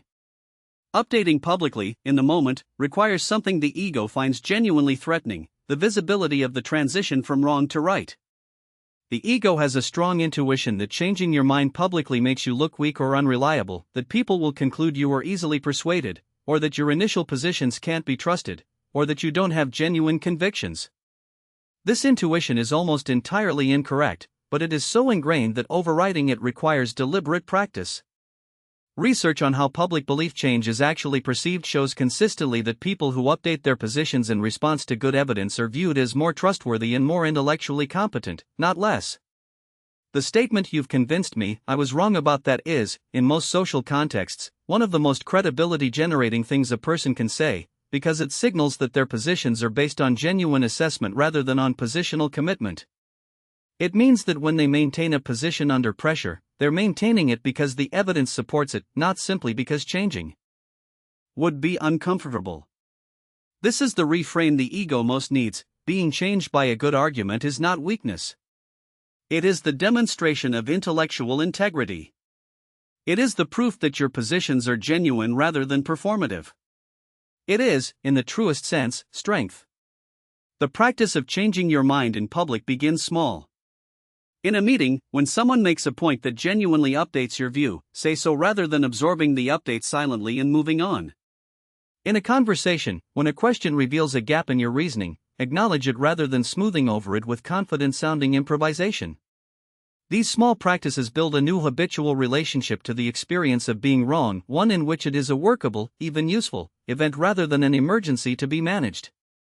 What intellectual flexibility actually feels like? Most descriptions of intellectual humility and flexibility make the practice sound pleasant, as though becoming more open to being wrong is a uniformly rewarding experience that a person would naturally choose if they could. This is not entirely honest, and it is worth being precise about what the practice actually involves. Changing your mind, especially when the position you're revising is one you've publicly committed to, involves a genuine moment of cognitive and emotional discomfort. The discomfort has a physiological component, a mild version of the threat response, elevated cortisol, a quality of something being relinquished. This is not an indication that something is wrong. It is the felt experience of updating, which is what learning actually feels like from the inside. The difference between people who are intellectually flexible and people who aren't is not that the flexible people don't feel this discomfort. It is that they've developed a different relationship to it. They've learned, through practice and experience, that the discomfort is followed by something more valuable, the relief of an updated model, the improved quality of the decisions that flow from more accurate beliefs, and the deepened trust that comes from having been honest in a moment when dishonesty would have been easier. This is the genuine argument for the always right problem as a solvable challenge rather than a fixed trait. The ego's avoidance of the update is not permanent and not inevitable. It is a learned response to a sensation that has been misidentified as dangerous. Re-identifying it, learning to experience the discomfort of being wrong as the sensation of learning rather than the sensation of threat is, like any learned response, something that develops through repeated, deliberate exposure. That is exactly what the practices in Part 3 are designed to provide. Practical reflection. Think of a belief you currently hold with significant confidence, something you would resist revising. It doesn't have to be a political or philosophical position. It can be a belief about a relationship, a belief about your own capabilities or limitations, a belief about why a past situation unfolded the way it did. Now construct the strongest possible case against that belief. Not a strawman, the best, most charitable, most evidentially supported argument that the belief is wrong or incomplete. Take your time with this. Give it the same effort you'd give to defending the belief. What does that exercise feel like? Where does the resistance arrive? Now consider, if you met someone who presented you with exactly the argument you just constructed, how would you respond? Would you genuinely engage with it? Or would the ego's counter-argument machinery immediately activate? That gap between your capacity to construct the argument and your willingness to be moved by it is the always right problem in action. The size of that gap is worth measuring. Finally, identify one thing you were wrong about in the past year that you have not explicitly acknowledged to the person affected. Not something trivial, something that mattered. What would it cost you to say, to that person, "I was wrong about that. I'm sorry"? What does the ego predict would happen? And what do you actually think would happen?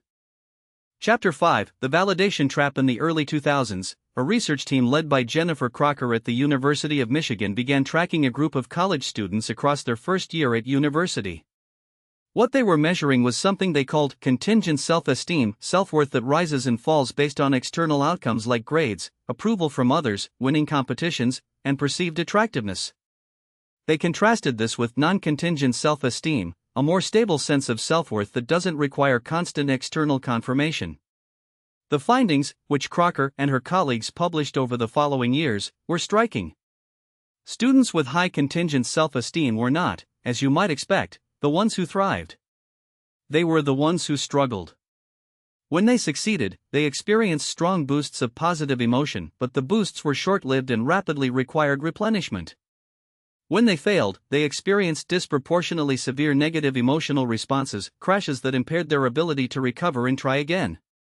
They were also more anxious on average, more prone to interpersonal conflict, and showed worse physical health markers across the year. Most counterintuitively, students with high contingent self-esteem did not perform better academically over time. Because their motivation was so tied to external validation, the grade as proof of worth rather than feedback for improvement, they were less likely to persist after failure, less likely to seek challenging work that risked poor performance, and more likely to choose paths that guaranteed approval over paths that required growth. The validation trap is the ego's second major operating mode. Where the always right problem is about protecting intellectual identity, the validation trap is about something even more fundamental: the outsourcing of your sense of worth to external sources that you do not control. What contingent self-esteem actually feels like. The concept of contingent self-esteem can sound abstract until you recognize it in the texture of daily life. It feels like checking your phone shortly after posting something, with a low-level anxiety about the response. It feels like the particular quality of your day being significantly affected by whether your manager praised your work in a meeting. It feels like interpreting someone's neutral expression as disappointment. It feels like doing a good job and then, almost immediately, needing someone to confirm that you did a good job before you can actually feel good about it. It feels like the subtle, continuous calibration of your behavior toward whatever seems most likely to generate approval from whoever is in the room. Different rooms, different approval-seeking strategies, louder when the room rewards boldness, quieter when it rewards deference, more intellectual when intellect is valued, more casual when casualness is the currency. This is not deliberate calculation. It is automatic, the ego reading its environment and adjusting presentation to maximize the probability of validation. The deepest expression of the validation trap is the way it affects your internal experience of your own actions. A person in the grip of validation-dependent self-esteem cannot easily enjoy what they do for its own sake. The enjoyment is perpetually suspended pending external confirmation. The meal you cooked isn't satisfying until someone says it was good. The project you completed isn't genuinely pleasurable until it receives recognition. The life you're living doesn't feel real until it gets witnessed and approved. This is the core of the trap. You have handed the keys to your inner life to other people, and they didn't even know they were given them. The social media machine. Jennifer Crocker's research was conducted before the social media era, which makes her findings more remarkable in hindsight because the conditions she was measuring in a controlled university environment have now been industrialized and scaled globally. Social media platforms did not create contingent self-esteem. They found it and built an entire economic model around its exploitation. The mechanisms are not subtle, visible quantitative metrics of approval, likes, followers, views, comments, variable reinforcement schedules that make checking behavior compulsive, comparison mechanisms that make it easy to see how your approval metrics stack up against others, and algorithmic amplification of content that generates strong emotional reactions, which, in the attention economy, means content designed to trigger either validation or threat.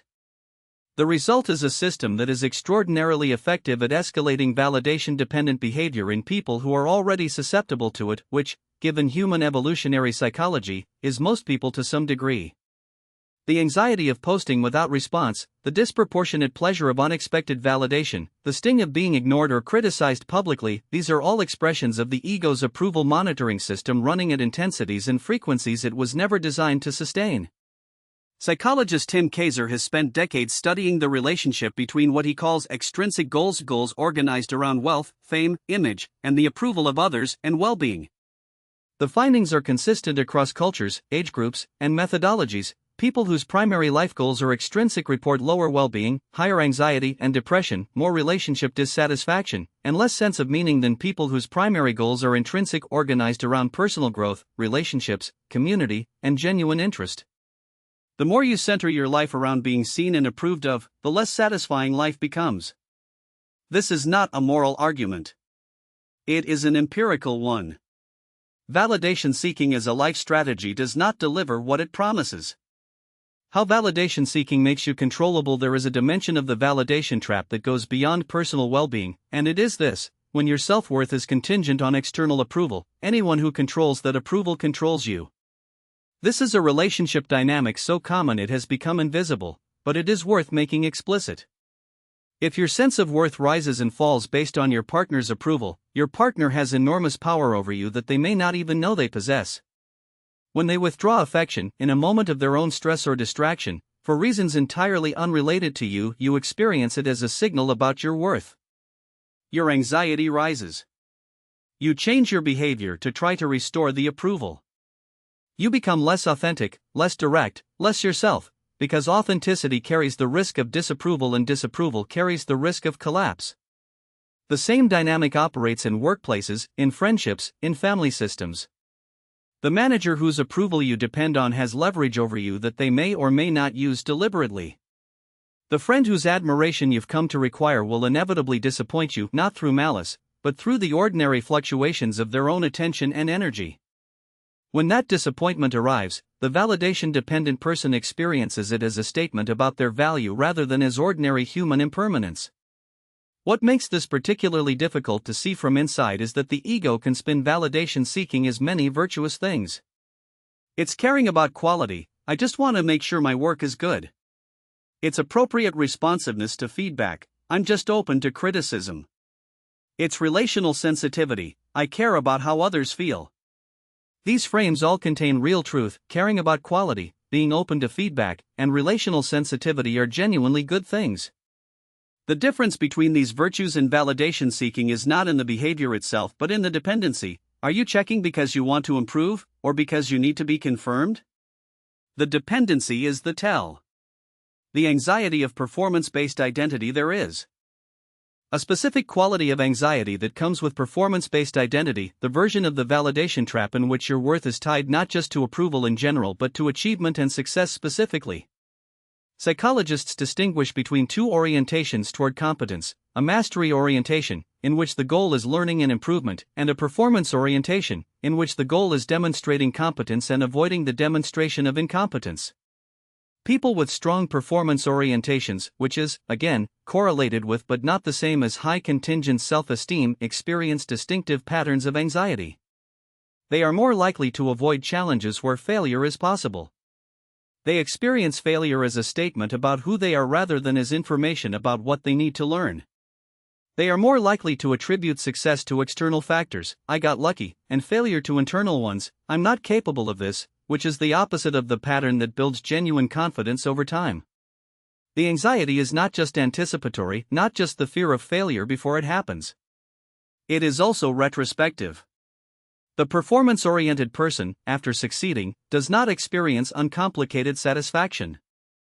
They experience relief mixed with anxiety about whether the next performance will meet the standard the previous one set. Success under a performance orientation raises the bar rather than providing genuine confidence, because the success was proof of competence in that instance, not evidence of underlying capability. Carol Dweck's research on what she calls mindset, the belief about whether qualities like intelligence are fixed or can be developed, maps closely onto this dynamic. People with fixed mindsets, intelligence is something you have or don't have, show performance-oriented patterns, they avoid challenges, give up easily under difficulty, and are destabilized by failure. People with growth mindsets, intelligence and competence develop through effort, show mastery-oriented patterns, they seek challenges, persist through difficulty, and treat failure as information. Dweck's research demonstrates that mindset can be shifted, that people can move from fixed to growth orientations through specific practices and experiences. The practices in Part 3 of this book are designed, in part, to support exactly this shift, from performance-based identity toward something more durable and more genuinely satisfying. Building self-worth on internal standards. The alternative to contingent self-worth is not indifference to what others think. It is not performing for an audience of one in a hermetically sealed chamber of self-regard. It is building your primary sense of worth on internal standards, standards you have chosen, that reflect your values, that you can assess independently of what anyone else says about you. What does this actually mean in practice? It means having an honest, ongoing relationship with your own conduct, asking yourself not, was that approved, but, was that the kind of person I'm trying to be? It means distinguishing between feedback that helps you grow, genuinely valuable, worth seeking, worth incorporating, and approval that just makes you feel validated, pleasant, but not the foundation of self-worth. It means investing in the intrinsic qualities of what you do, the craft, the care, the genuine service to others, rather than in the metrics that measure its reception. Crocker's later research found that students who were encouraged to shift their motivation from performance-based, doing well to prove their ability, to learning-based, doing this to develop genuine understanding, showed measurable improvements in academic outcomes, emotional resilience, and interpersonal quality over time. The shift was not a sacrifice of ambition, it was a reorientation of it towards something that actually works. The paradox is elegant: when you stop needing approval, you become more genuinely approvable. When your self-worth is not on the line in every interaction, you can actually show up as yourself, curious, generous, honest, engaged, rather than as a carefully managed presentation of yourself. And that authentic showing up is far more compelling to other people than any performance of it could ever be. The validation trap is not just about losing access to your own inner life. It is about losing access to your most genuine self, the self that exists and has value regardless of who's watching. The relationship between approval seeking and authenticity. There is a particularly cruel mechanism at the heart of the validation trap. The more you optimize your behavior for external approval, the less genuinely you are available to be approved of. The person who performs themselves for an audience is not presenting themselves, they are presenting a curated version of themselves, calibrated to the audience's perceived preferences. And the approval that a curated self receives doesn't actually land in the place the ego was trying to fill. This is why people who are deeply invested in the validation loop often describe a sense of unreality about the approval they receive. They have achieved it, they can see it, and it doesn't quite satisfy because on some level they know that the thing being approved of is the performance, not the person underneath. The compliment bounces off something essential because the essential thing was never offered. The audience is applauding a costume. The psychologist Carl Rogers, founder of client-centered therapy, spent his career examining what he called conditions of worth, the implicit rules a person has internalized about what they need to be or do in order to be loved and accepted. His central clinical observation was that when people live within a dense network of conditions of worth, when love and belonging are contingent on performance, achievement, correct behavior, or appropriate emotional presentation, they develop a growing gulf between the self they present, the self-concept, and the self they actually experience internally, what Rogers called the organismic self. This gulf generates anxiety and inauthenticity in proportion to its size. The more of yourself you've had to conceal or reshape to maintain approval, the less stable your sense of self becomes, because the self being approved of is not the self you're actually living inside. Rogers's therapeutic goal was what he called congruence, the alignment of the presented self with the experienced self, and his observation was that this congruence was the precondition for genuine well-being and genuine intimacy. The validation trap is, in Rogers's terms, a self-generating system of incongruence. You optimize for approval, which requires presenting a self that's been shaped to earn it, which creates a gulf between the presented and actual self, which makes the approval you receive feel hollow, which increases the urgency of seeking more approval to fill the hollow. The loop tightens. When praise becomes pressure, one of the most counterintuitive dimensions of contingent self-esteem is the way it turns even genuine positive feedback into a source of anxiety. This seems wrong. Shouldn't validation be relieving rather than pressure generating? But for people with high contingent self-esteem, praise does something complicated: it raises the bar.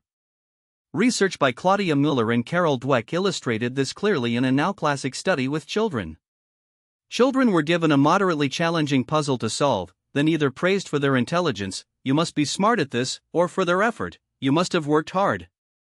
In subsequent tasks, the intelligence-praised children chose easier problems, presumably to avoid risking the smart label, were more likely to lie about their performance to others, and showed significantly lower persistence and enjoyment. The effort-praised children chose harder problems, showed more persistence, and reported more enjoyment. The implication for adults with performance-based identity is direct. When your self-concept is organized around being a particular kind of person, capable, talented, impressive, every success creates the pressure to repeat and surpass it, while every failure threatens the whole architecture. The praise is not relief, it is evidence of a standard that must be maintained. What should feel like a reward instead functions as a commitment. This is the trap within the trap. The validation-seeking person is not simply unhappy when approval is withheld, they are also, in a more subtle way, pressured when it is given. There is no resting point. The approval machine, once set in motion, requires continuous feeding, and the feeding never quite arrives at satisfaction. Reclaiming the internal compass. The alternative to validation seeking is not indifference to what others think. That would be its own form of dysfunction, a kind of relational arrogance that ignores genuinely useful feedback. The alternative is developing a primary source of self-assessment that is internal rather than external, an honest, ongoing relationship with your own conduct, values, and experience that doesn't require external confirmation to be trustworthy. This internal compass is what self-psychologists sometimes call self-esteem in its genuine rather than contingent form, a stable, non-defensive sense of one's own worth that doesn't depend on continuous external reinforcement. It is not the inflated, brittle self-esteem of someone who needs to be exceptional, it is the quieter, more durable sense that you are, as a person, sufficient to try and fail, sufficient to be imperfect, sufficient to be genuinely yourself in the presence of others without needing their approval to validate the choice. Building this requires, first, distinguishing between genuine feedback and approval. Genuine feedback is specific, comes from people with relevant perspective, and tells you something about the quality or impact of what you've done that you can use to improve. Approval is the general sense that someone thinks well of you. Both are pleasant, only one is useful for growth. The validation-dependent person conflates them, treating approval as evidence of quality rather than as a separate, less reliable signal. Building it also requires practice with doing things entirely without audience, acts of quality, care, or effort that no one will ever see or recognize. Anonymous service, private creative work, decisions made on the basis of your own judgment without waiting for consensus. Each of these builds the muscle of internal reference, the capacity to know whether something was good based on your own honest assessment, rather than needing the assessment to be confirmed before it's real.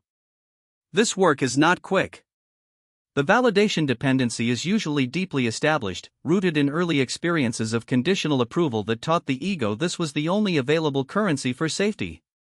But the practices are specific, and the change is measurable in the quality of your own experience, in the steadiness of your mood across different social environments, and in the quality of the relationships you're able to have when your worth is no longer on the table in every interaction.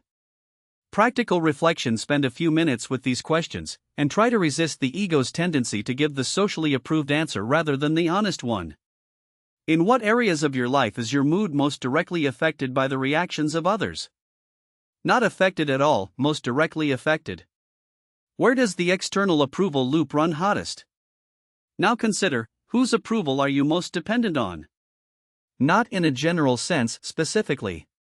Whose opinion of you, if it changed negatively, would most significantly destabilize your sense of yourself? What does that dependency cost you in terms of authenticity? Are there things you don't say, don't do, or don't allow yourself to want, because that person's disapproval would be too costly? Think of one thing you've done in the past month that you genuinely felt good about, independent of anyone else's reaction. Something that satisfied your own internal standard without requiring external confirmation. How often do you feel that kind of satisfaction? If it's rare, what would it take to do more things from that motivation? Finally, write down 3 qualities about yourself that you know to be true regardless of whether anyone validates them. Not accomplishments, qualities. Characteristics that you would maintain even in a room full of people who couldn't see them. If this is hard, that is important information about where your primary source of self-worth actually lives. Chapter 6: The Ego in Your Relationships. In the 1970s, a researcher named John Gottman set up what became known as the Love Lab at the University of Washington, a small apartment fitted with cameras and monitoring equipment where couples would come to spend a weekend together while being observed. Gottman and his team would watch the footage, code the interactions in elaborate detail, and then track the couples for years afterward to see which ones stayed together and which ones divorced. What Gottman discovered, and has continued to validate across decades of subsequent research, was that the quality of relationships could be predicted with remarkable accuracy, not from the frequency of conflict. Happy couples fight too, not from the topics of conflict, money, sex, and housework afflict almost every couple, but from the style of conflict.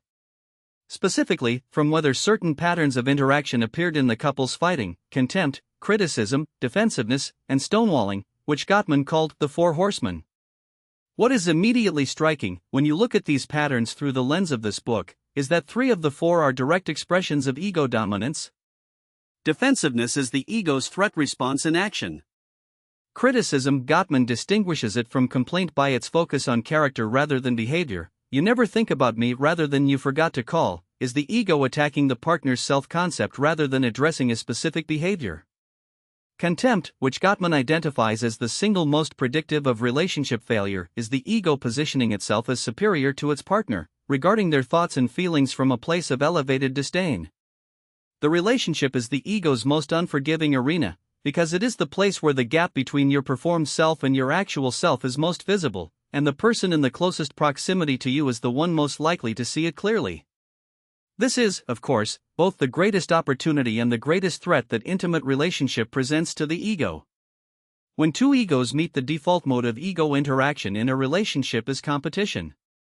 Not the obvious competition of explicit fights, but the subtler, more continuous competition over whose reality is real, whose feelings are more legitimate, whose interpretation of events is correct, who needs to be understood more urgently right now. Couples therapist Esther Perel has observed that one of the most common dynamics in couples conflict is not the content of the disagreement, the argument about money, or the kids, or who said what at the party, but the meta-argument that underlies it, whose account of reality should be accepted as authoritative. When 2 people whose egos have significant investment in being right come into conflict, the argument is often less about the surface issue than about a question neither party is consciously asking: which one of us is real? This is not a solvable argument. You cannot out-evidence someone whose ego's survival depends on maintaining their version of events. You cannot out-logic someone whose sense of self is on the line. The relational deadlock that comes from two defended egos trying to resolve a conflict through debate is remarkably stable and remarkably destructive. It can persist for decades, producing the same arguments with only surface variation, never actually arriving anywhere. The competitive dynamic extends beyond conflict into the ordinary texture of the relationship. Whose successes get celebrated how enthusiastically? Who deflects attention onto themselves when the other person is sharing something meaningful? Who can't hear "you were amazing today" to a partner without feeling a flicker of something uncomfortable, not quite jealousy, but adjacent to it? In ego-dominated relationships, even good news can feel like a comparative statement. How ego prevents real intimacy. The paradox at the center of this chapter is this: genuine intimacy requires being fully known, and the ego's primary function is to control what is known about you. These two things cannot coexist without a reckoning. Intimacy, in the real sense, is not a feeling. It is a condition, the condition of being in genuine contact with another person, without the management of impression standing between you. It requires showing the partner the parts of you that are uncertain, afraid, ashamed, confused, and wanting, the parts the ego works hardest to conceal, because these are the parts that feel most vulnerable to rejection. The ego's response to the intimacy requirement of close relationship is to perform a version of intimacy, to produce the language of vulnerability, the gestures of openness, the narrative of "here's who I really am," while still maintaining a carefully edited version of the self. This pseudo-intimacy has the surface features of genuine closeness while maintaining the ego's fundamental project of self-protection. It can look like a loving relationship from the outside and feel like increasing loneliness from the inside. Real vulnerability, the kind that actually creates intimacy, requires saying the thing that puts you at risk. The admission that you're not sure you're enough. The acknowledgement that you needed something and were afraid to ask. The honest sharing of a failure or a fear or a desire that the ego has been managing carefully. These moments of genuine exposure are the material that real closeness is made from. And they are terrifying, because the ego's calculation is simple: if I show this and it's rejected, there is nowhere to hide. What makes genuine vulnerability possible is not the absence of fear but the presence of a relationship safe enough to hold it. And this creates one of the most important practical insights in this chapter: you cannot create that safety while running the ego's defensive protocols at full intensity. The safety that makes your partner willing to be vulnerable with you is created by your willingness to be wrong, to not retaliate when you're criticized, to let their experience of you land without immediately defending against it. The safety is created by the loosening of the ego, and it is the precondition for the intimacy you are both, almost certainly, trying to find. Communication failures, the four horsemen in detail. Gottman's four horsemen are worth examining in detail, because they are so universal and so reliable as predictors that recognizing them in your own relational patterns is immediately useful. Defensiveness, as discussed throughout this book, is the ego's standard response to perceived threat. In a relational context, it looks like responding to a partner's concern with a counter-complaint, denying responsibility reflexively, explaining and justifying rather than listening and acknowledging. The message that defensiveness sends, below the surface of whatever words are being exchanged, is, "Your experience of me is incorrect, and I will not change." Gottman found that defensiveness is almost always perceived by partners as a refusal to take them seriously, regardless of how the defensive person experiences it internally. Criticism attacks the partner's character rather than addressing a specific behavior. "You're so selfish" rather than "it hurt me when you didn't call." The distinction matters because character attacks activate the partner's own ego defense system. You are now not addressing a behavior but threatening their self-concept, and the response will be defensive, not reflective. Criticism is often what complaints look like after years of not being heard. The accumulated frustration of specific grievances that have never been genuinely addressed gets compressed into character judgments. Contempt is the most toxic of the four because it communicates a position of moral superiority. I am fundamentally better than you, more rational, more capable, more emotionally developed. Contempt appears as eye-rolling, mockery, sarcasm, dismissiveness, and the particular tone of voice that signals that your partner's concern is too silly or too small to be taken seriously. It is, in Gottman's research, the single strongest predictor of relationship dissolution, not because it is the most dramatic behavior, but because it completely closes off the possibility of genuine repair. You cannot repair a relationship with someone who holds you in contempt. Stonewalling is the fourth horseman, and it is the point at which the ego has given up defending and simply shut down. Stonewalling looks like withdrawal, the blank face, the one-word answers, the leaving of the room, the strategic distraction with phone or television. It is not neutrality.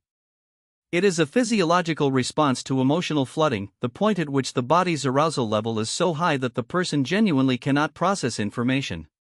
But from the partner's perspective, stonewalling is experienced as abandonment. You have said something that matters to me, and you have responded by leaving. Understanding these patterns as ego dynamics rather than simply as bad communication habits changes the intervention. The communication skills, reflective listening, using I statements, taking breaks before flooding, are genuinely useful techniques. But they work better when the ego's grip has been loosened enough that the person is actually trying to connect rather than simply trying to not lose. The paradox of ego dissolution in relationships. Research on what makes relationships work, Gottman's, Pearl's, and a substantial body of work in attachment theory, consistently points toward a quality that is almost exactly opposite to what the ego produces. The quality that predicts relationship health is what researchers call emotional accessibility and responsiveness, the capacity to be genuinely moved by your partner's experience, to turn toward them when they reach for connection, and to maintain that turning toward even under stress. The ego, by definition, filters experience through the lens of self-reference. How does this reflect on me? What does this mean about me? How do I protect what I've invested in being?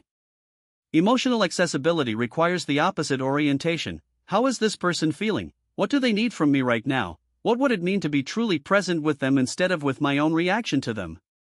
This is what ego dissolution looks like in a relationship.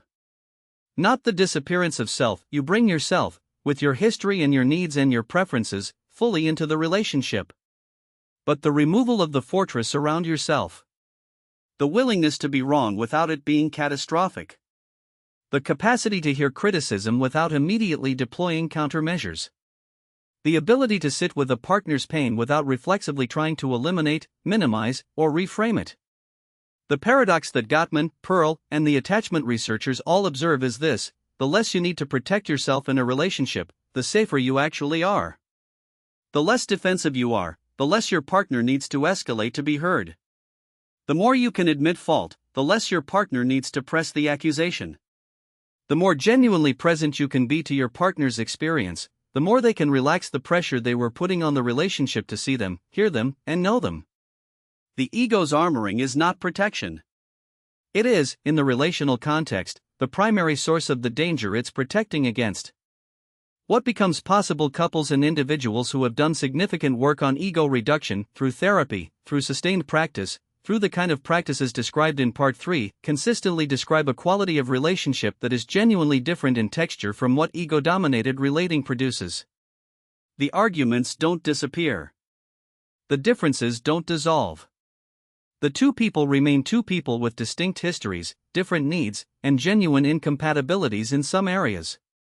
But the arguments become conversations that can actually arrive somewhere because both people are oriented toward understanding rather than winning.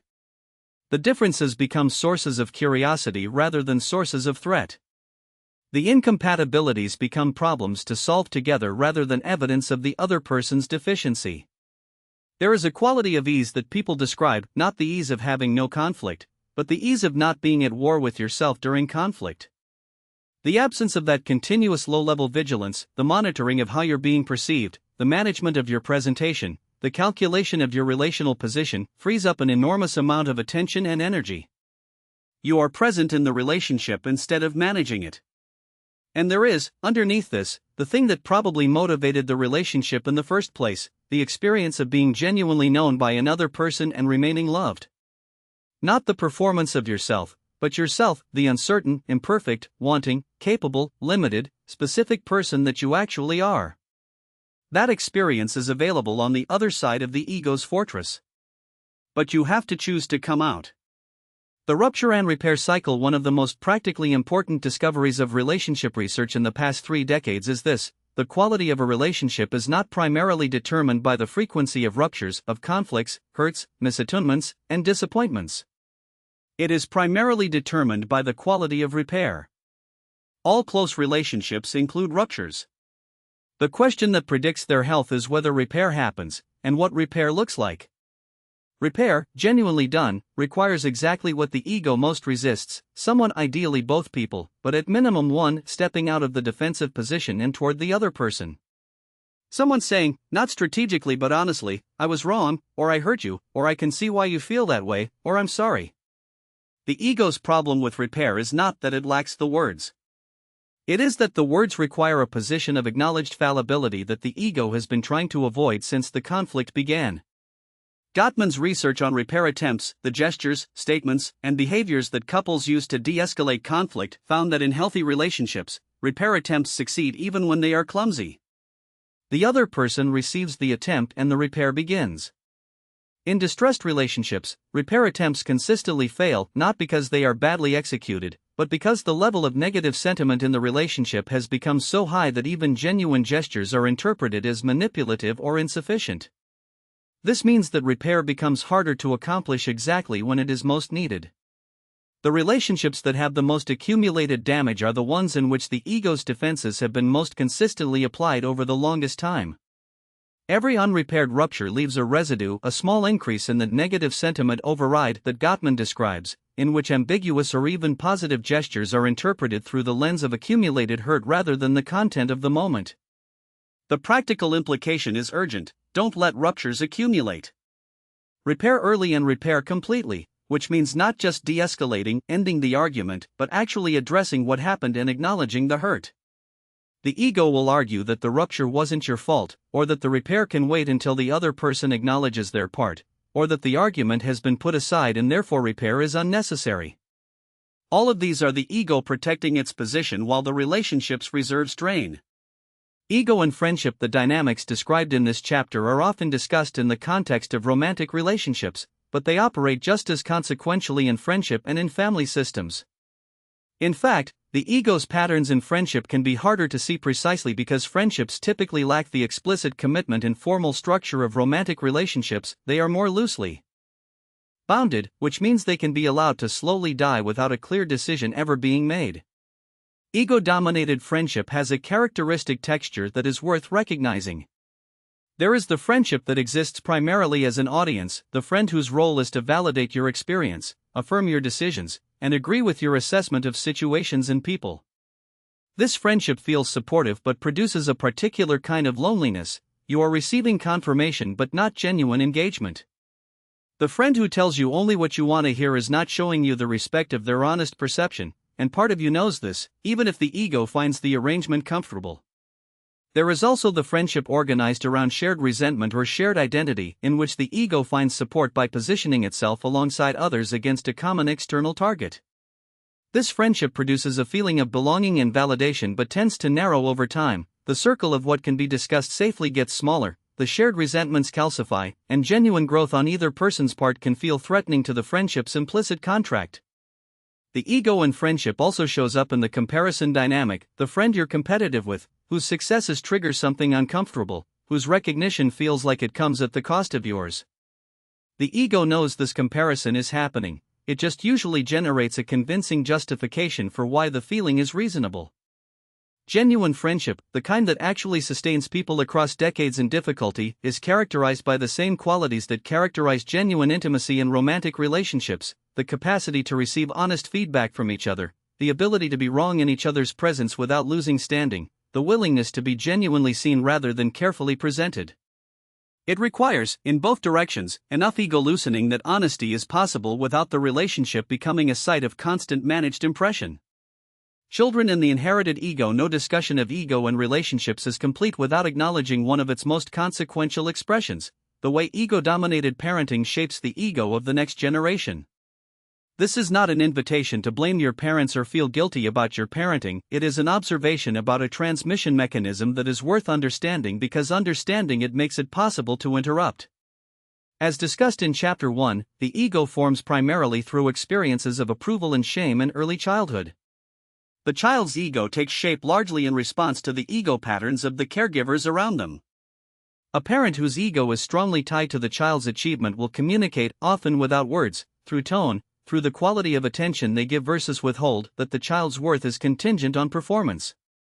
A parent whose ego is organized around being right will model a family culture in which admitting error is shameful and defending positions is valued. A parent whose ego is expressed as victim will teach, inadvertently, that suffering is a primary means of getting needs met. None of this is deliberate. Most parents are trying their genuine best, with the ego patterns they have. But the transmission is real. The question worth asking, particularly if you are a parent or in significant relationships with children, is, what ego pattern am I modeling? What are children learning from how I navigate conflict, admit mistakes, respond to criticism, and relate to my own worth, about how a self-respecting adult behaves? The practices in part 3 of this book, done consistently over time, change this modeling. When children observe an adult who can say, "I was wrong, I'm sorry," genuinely, without it being catastrophic, they receive information that updating beliefs is safe. When they observe an adult who can disagree without contempt, receive criticism without crumbling, and hold their worth.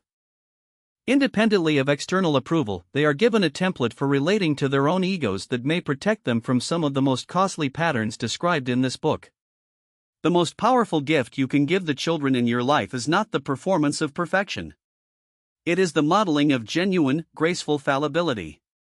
Practical reflection: consider your most important relationship, romantic, close friendship, or family. Think of a recent conflict or pattern of friction, and try to identify which of Gottman's 4 horsemen appeared in your own behavior. Not your partner's behavior, yours specifically. Defensiveness? Criticism? Contempt, even in subtle forms, the dismissive tone, the eye roll? Stonewalling? Now consider, in that relationship, what are you most afraid to admit? Not a small thing, the significant thing. What truth about your role in the dynamic are you protecting through defensiveness or counterattack? What would your partner say about you, honestly, that you haven't let yourself actually receive? Think about the version of yourself that exists in that relationship, the self you present, manage, and protect. What parts of yourself have you never shown this person? What have you decided it wouldn't be safe to show? How much of the intimacy you're getting from this relationship is intimacy with the performed self, and how much is intimacy with the actual one? Finally, what would you do differently in the next conversation with this person if your ego wasn't on the line? Not a dramatic gesture, just one small thing. One moment where you chose to be genuine instead of defended. That small thing is where it starts. Chapter 7, Level 1, the 7-Day Ego Awareness Practice. The most common mistake people make when beginning any kind of inner work is to start too ambitiously. They decide to meditate for an hour a day, eliminate all defensive behavior overnight, and be a completely different person by next Thursday. This is not a failure of character, it is the ego doing what it does, dramatizing. Even the desire to change the ego can be hijacked by the ego, turned into a performance of transformation that is more about the image of growth than the reality of it. Level 1 is designed around a different premise. Its goal is not change, it is seeing. For 7 days, you are not asked to become a different person. You are asked to become a better observer of the person you already are. The seeing comes first. Everything else follows from it. There is a reason that virtually every serious tradition of inner work, from contemplative Buddhism to modern cognitive behavioral therapy to neuroscience-informed mindfulness training, begins with observation rather than intervention. You cannot skillfully respond to something you haven't actually seen. The ego runs its patterns below the level of awareness. The first work is to bring those patterns into the light. Once you can see the ego activating, really see it, with some clarity and without flinching, the whole landscape changes. The patterns lose some of their automaticity simply by being witnessed. This week is that witnessing. Who this practice is for. Level 1 is the right starting place if any of the following is true for you. You are new to this kind of self-examination, you are skeptical about whether you actually have a significant ego problem, you've done inner work before but want a fresh start, or you recognize yourself in the profiles from Chapter 3 but aren't sure where to begin. It is also the right starting place if you're someone who tends to move fast, who reads a book and immediately wants to get to the advanced material. If that's you, particularly, do level 1 first. Not because you need it more than other people, but because the habit of slowing down enough to actually see what's happening is the hardest and most important habit in this entire book. The 5 core daily rules, the 5 rules below, are the complete structure of level 1. Nothing else is required. They are deliberately simple, and that simplicity is intentional. The difficulty is not in the complexity of what you're asked to do. The difficulty is in doing it consistently, honestly, and without immediately converting the practice into another performance. Rule 1 is the foundation. Once per day, notice a moment when your ego was activated. Don't change it, just see it. You don't have to respond differently. You don't have to be less defensive or less needy for validation or less competitive. You simply have to see it happening. This is the whole practice of day 1, and it is harder than it sounds. The ego activates dozens of times a day in most people. Catching one of those activations clearly, without immediately rationalizing it as something else, requires a quality of honest attention that most people have not practiced. Rule 2 builds on the foundation. Ask one genuine question in a conversation where you'd normally make a statement. The word genuine is doing significant work here. A genuine question is one where you don't already know the answer you're expecting, and where you're actually curious about what the other person thinks. Not "don't you agree that?" or "isn't it true that?" Those are statements with question marks. A genuine question is an opening, not a setup. This practice directly targets the defender ego pattern and loosens the grip of the always right reflex by introducing curiosity as an alternative to assertion. Rule 3 is where real discomfort enters. Let one small thing go unchallengeable, a critique, a wrong assumption about you, a perceived slight. Something that you would normally address, explain, correct, or defend against. Just let it go. Don't say anything. Don't fire off a text. Let it exist without your intervention, and see what actually happens. This rule produces immediate and informative results. The moment you decide not to defend, the ego's anxiety peaks sharply. You'll notice thoughts like "but they'll think," and "this is going to," followed, almost always, by nothing of consequence. Rule 4 is the reflective anchor. Evening log. Write the moment the ego showed up and what it wanted to protect. Not an essay, not a lengthy analysis. One paragraph is enough. The goal of the log is to create a gap between the ego activation and your relationship to it, to turn the day's ego moments into information rather than simply experiences you pass through. The writing practice makes the pattern visible across the week in a way that private memory usually doesn't. Rule 5 asks you to complete one small assessment. Notice, did the thing you let go in Rule 3 actually matter 2 hours later? Check in. What were the actual consequences of that undefended moment? In the vast majority of cases, the answer is, nothing happened. The world didn't rearrange itself to punish you for letting it go. The person who made the wrong assumption moved on. The critique that you didn't respond to landed and dissolved. This is not a comfortable finding. It raises the obvious question about all the energy spent defending against it. Day-by-day guide. Day-focused expected feeling. Key Rule 1 first ego spot. Uncomfortable self-recognition. Rule 1-2 the question practice. Harder than it sounds. Rule 2-3 letting something go. Mild anxiety. Rule 3 for pattern recognition. Seeing how often it fires. Rule 4-5 the 2-hour test. Surprise at how little things matter. Rule 5-6 deeper noticing. More space between ego and self. Rules 1+4. 7 at completion. Quieter inside. All a day 1 asks only that you look. Go through your day and catch one moment when the ego was running, a flicker of competitiveness, a defensive reaction to something minor, a moment of performing for an audience, a pang of not being recognized enough. Just one. Write it down in the evening and don't judge it. Day 2 introduces the question practice. In one conversation, any conversation, with anyone, turn one thing you were going to say into a question. Notice what this feels like. Most people report a small but distinct discomfort. The question feels less safe than the statement, because a statement maintains control of the conversation while a question opens it up. Day 3 is the hardest for most people in the defender or performer profiles. Something is said about you that is incorrect, incomplete, or unflattering, and you say nothing. You let it be. You do the 2-hour check afterward. Write down what the ego predicted would happen and what actually happened. Day 4 is about pattern recognition. By this point, if you've been logging honestly, you should be able to see something emerging: which situations trigger the ego most reliably, which people, which topics. This recognition is not an indictment, it's a map. The map is what you'll use in levels 2 and 3. Day 5 repeats the letting go practice with the specific addition of the 2-hour check. Take your logged examples from days 3 and 5 and ask, how many of these things that felt urgent actually mattered beyond the moment? This is worth sitting with. Day 6 asks you to apply rules 1 and 4 together, to not just notice the ego activation but to notice the specific thing it was protecting. Move from my ego activated to my ego activated to protect my sense of being competent/respected/right/good. The specificity matters. The ego doesn't protect abstract things, it protects specific stories. Day 7 is integration, all 5 rules operating together for a full day. At the end of day 7, you write a brief reflection. What did this week reveal that you didn't know before you started? Slip protocol at some point this week, you will defend something you knew was wrong. You will catch it after the fact, in the car, in the shower, lying in bed, and realize that the ego ran its pattern and you didn't catch it in time to choose differently. This is not failure. This is the practice. When this happens, write one sentence in your log: I defended because I was afraid of. Fill in both blanks honestly.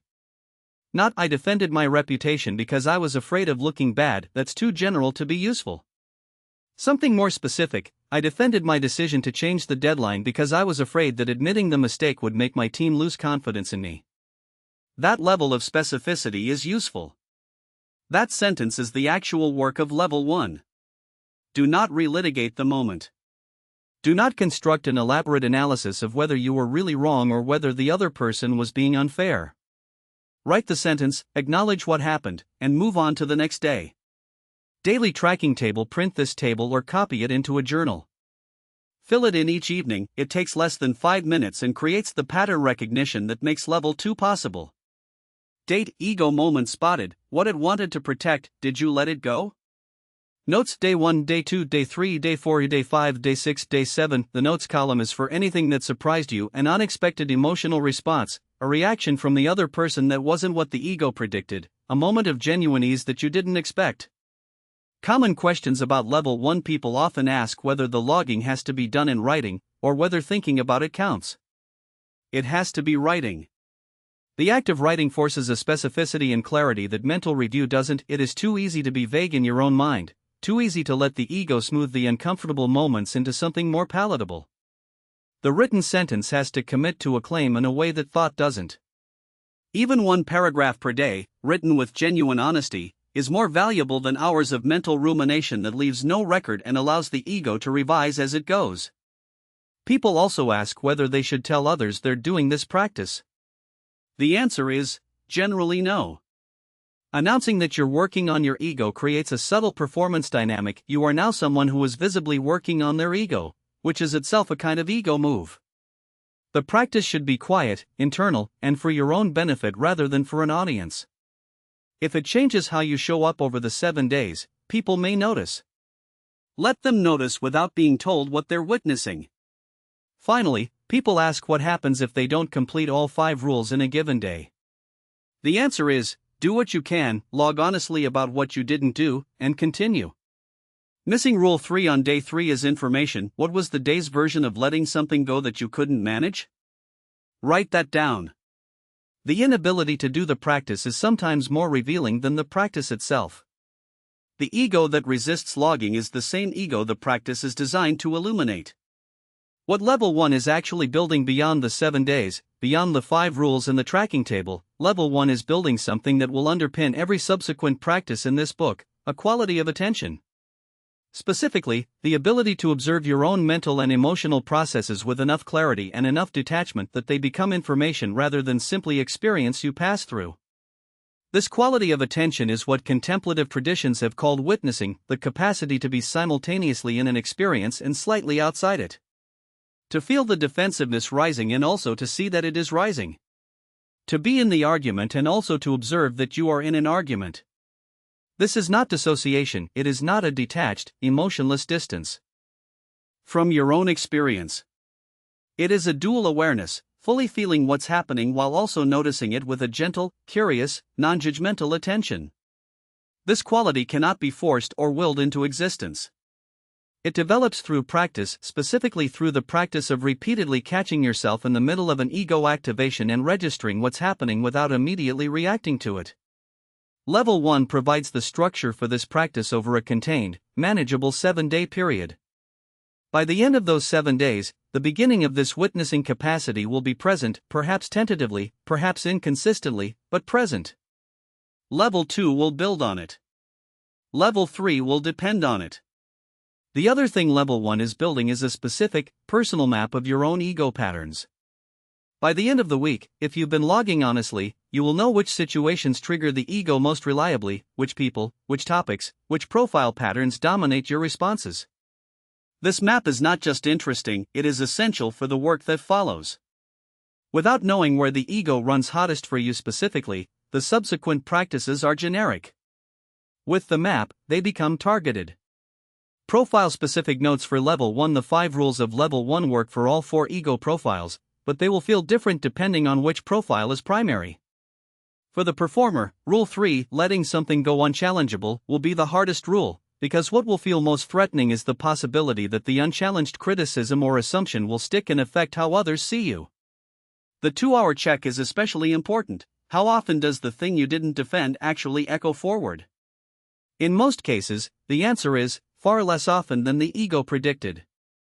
For the defender, Rule 2, the genuine question will be most uncomfortable, because it requires relinquishing momentary control of the conversational frame. Practice it in a low-stakes conversation first. Notice how the other person responds when you ask something genuine rather than make a statement. The quality of what you learn will likely surprise you. For the victim, Rule 4, the evening log, requires particular vigilance about honesty.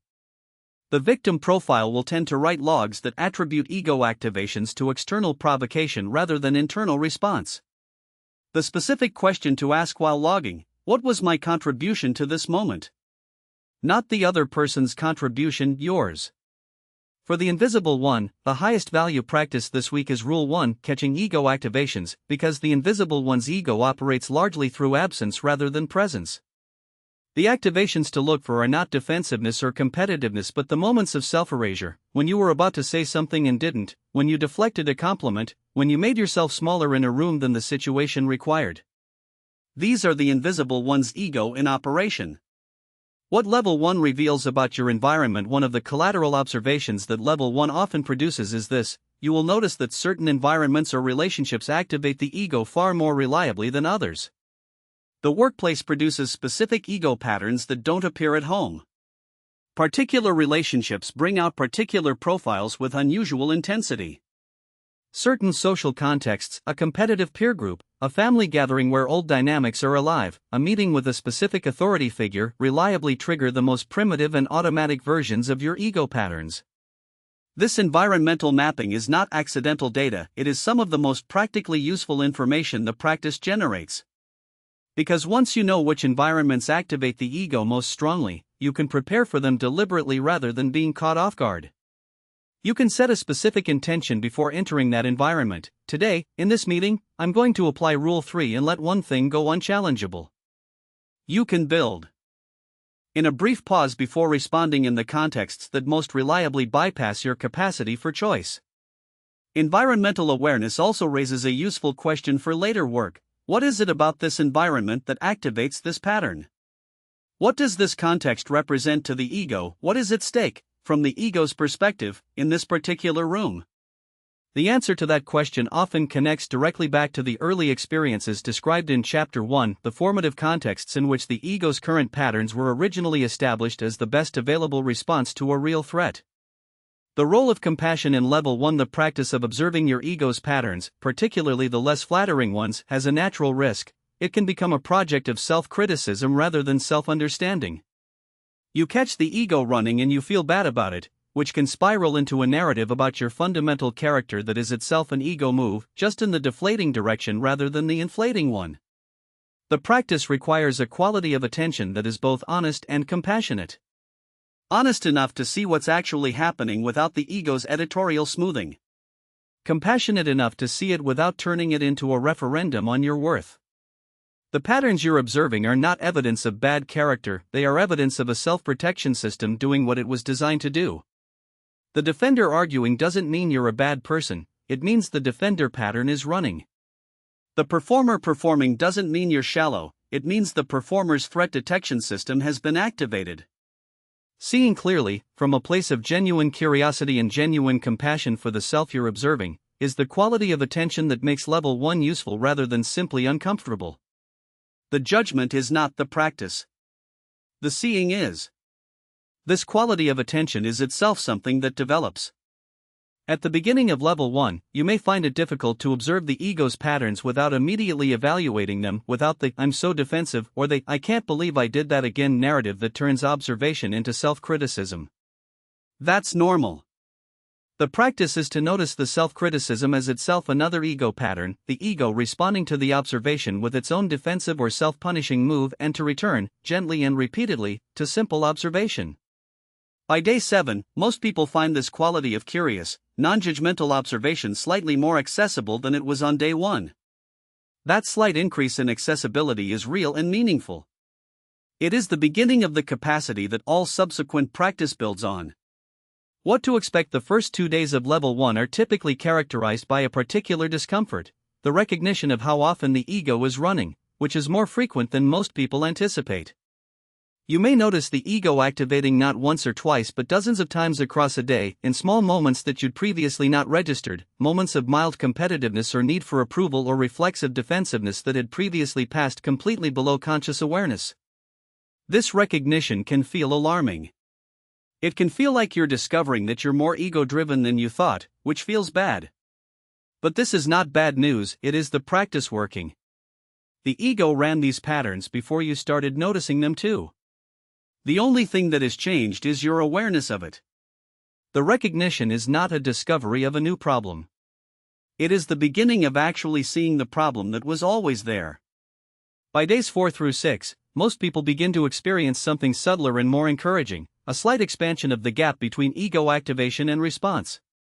The ego fires up, and instead of the response being immediate and automatic, there is a small moment of awareness, a beat in which you see what's happening before you're fully inside it. That beat is everything. That beat is where the choice lives.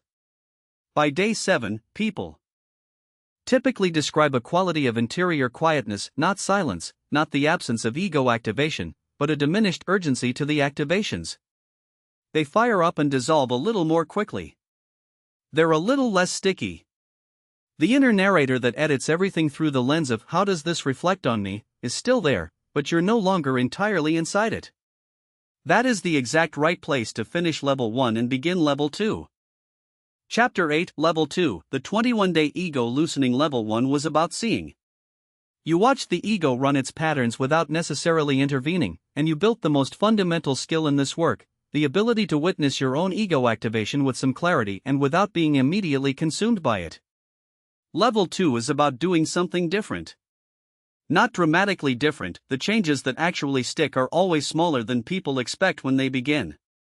But actively, consistently, and over enough time that the new behavior begins to carve its own grooves in the architecture.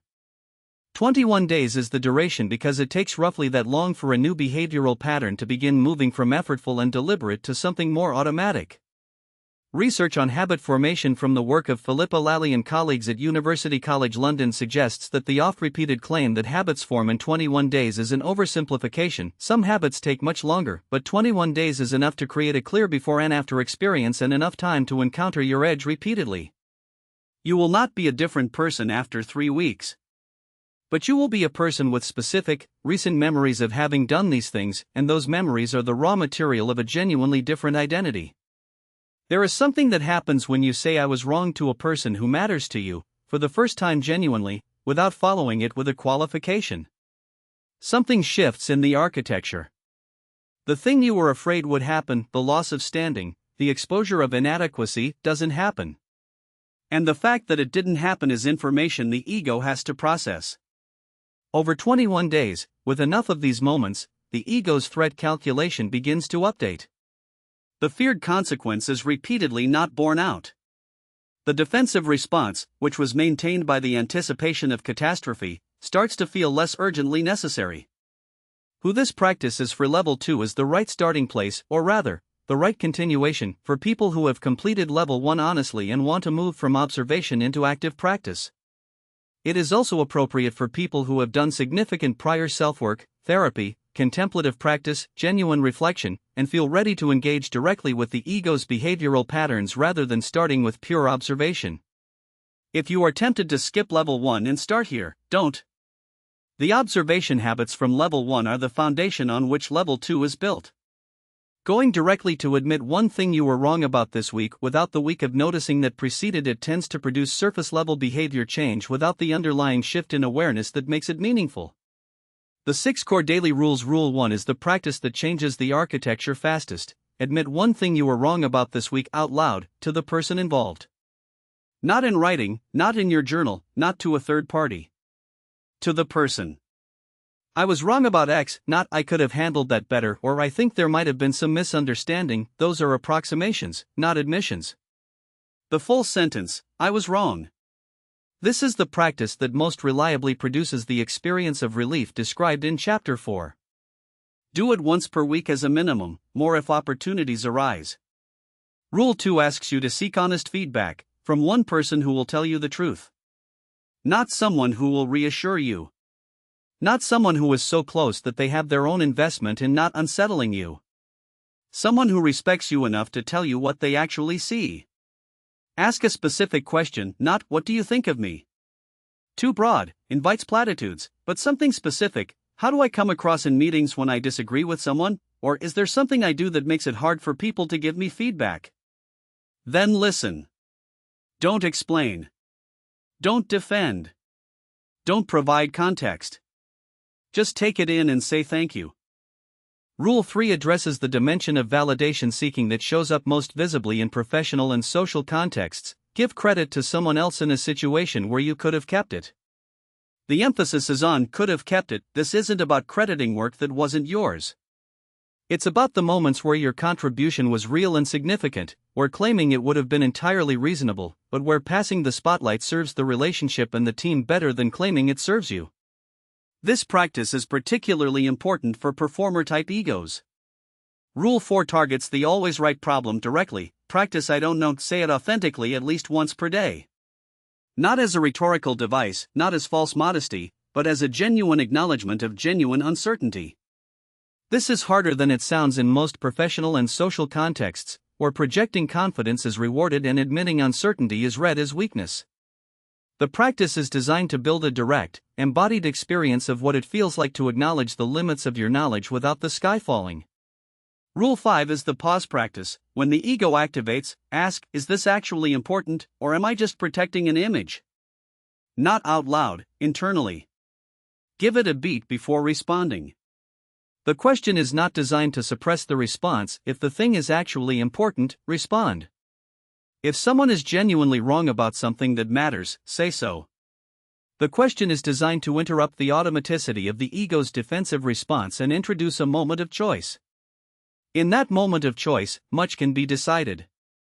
Rule 6 is the weekly practice. Write one thing you believe about yourself that might not be true. One belief per week, examined with honest scrutiny. Not the obvious vanities, I think I'm more attractive than I am, the structural beliefs, the ones that determine your behavior. I believe I need to be the most capable person in the room to be respected. I believe that if I show weakness, people will stop trusting me. I believe that my past failures define what I'm capable of. One of these per week, examined against actual evidence. Not to prove it wrong, it may be accurate, but to hold it up to the light and look at it honestly. The 3-week structure. The 3 weeks of level 2 have a natural progression that is worth understanding before you begin. Week 1 is about the admission practice, specifically, the experience of saying I was wrong in a real situation with real stakes. This is the hardest thing in level 2 for most people, and it deserves an entire week's focused attention. The first genuine admission is the breakthrough. Everything after it is reinforcement. During week 1, you are also establishing the daily I don't know practice, Rule 4, and beginning to catch ego activations and apply the pause question, Rule 5. The emphasis is on the admission because it produces the most immediate change in how your ego calculates risk. Week 2 deepens the practice by turning toward the outside, asking for honest feedback, Rule 2, and beginning to examine your self-beliefs, Rule 6. This is the week that tends to sting. The feedback you receive may confirm things you've been privately suspected and publicly denied. The self-beliefs you examine may prove more fragile against evidence than you thought. Week 2 is designed to be genuinely uncomfortable in a productive way, the kind of discomfort that signals that the edge of the ego's defended territory has been found. Week 3 is integration, giving credit, Rule 3, maintaining all 6 rules simultaneously, and beginning to notice the cumulative effect of 3 weeks of practice. By the end of week 3, most people report a shift in what feels automatic.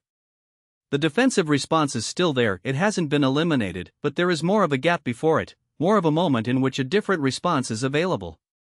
Weekly reflection template. Complete this at the end of each day. It takes 5 minutes. The value accumulates over the 3 weeks in a way that any individual entry cannot capture.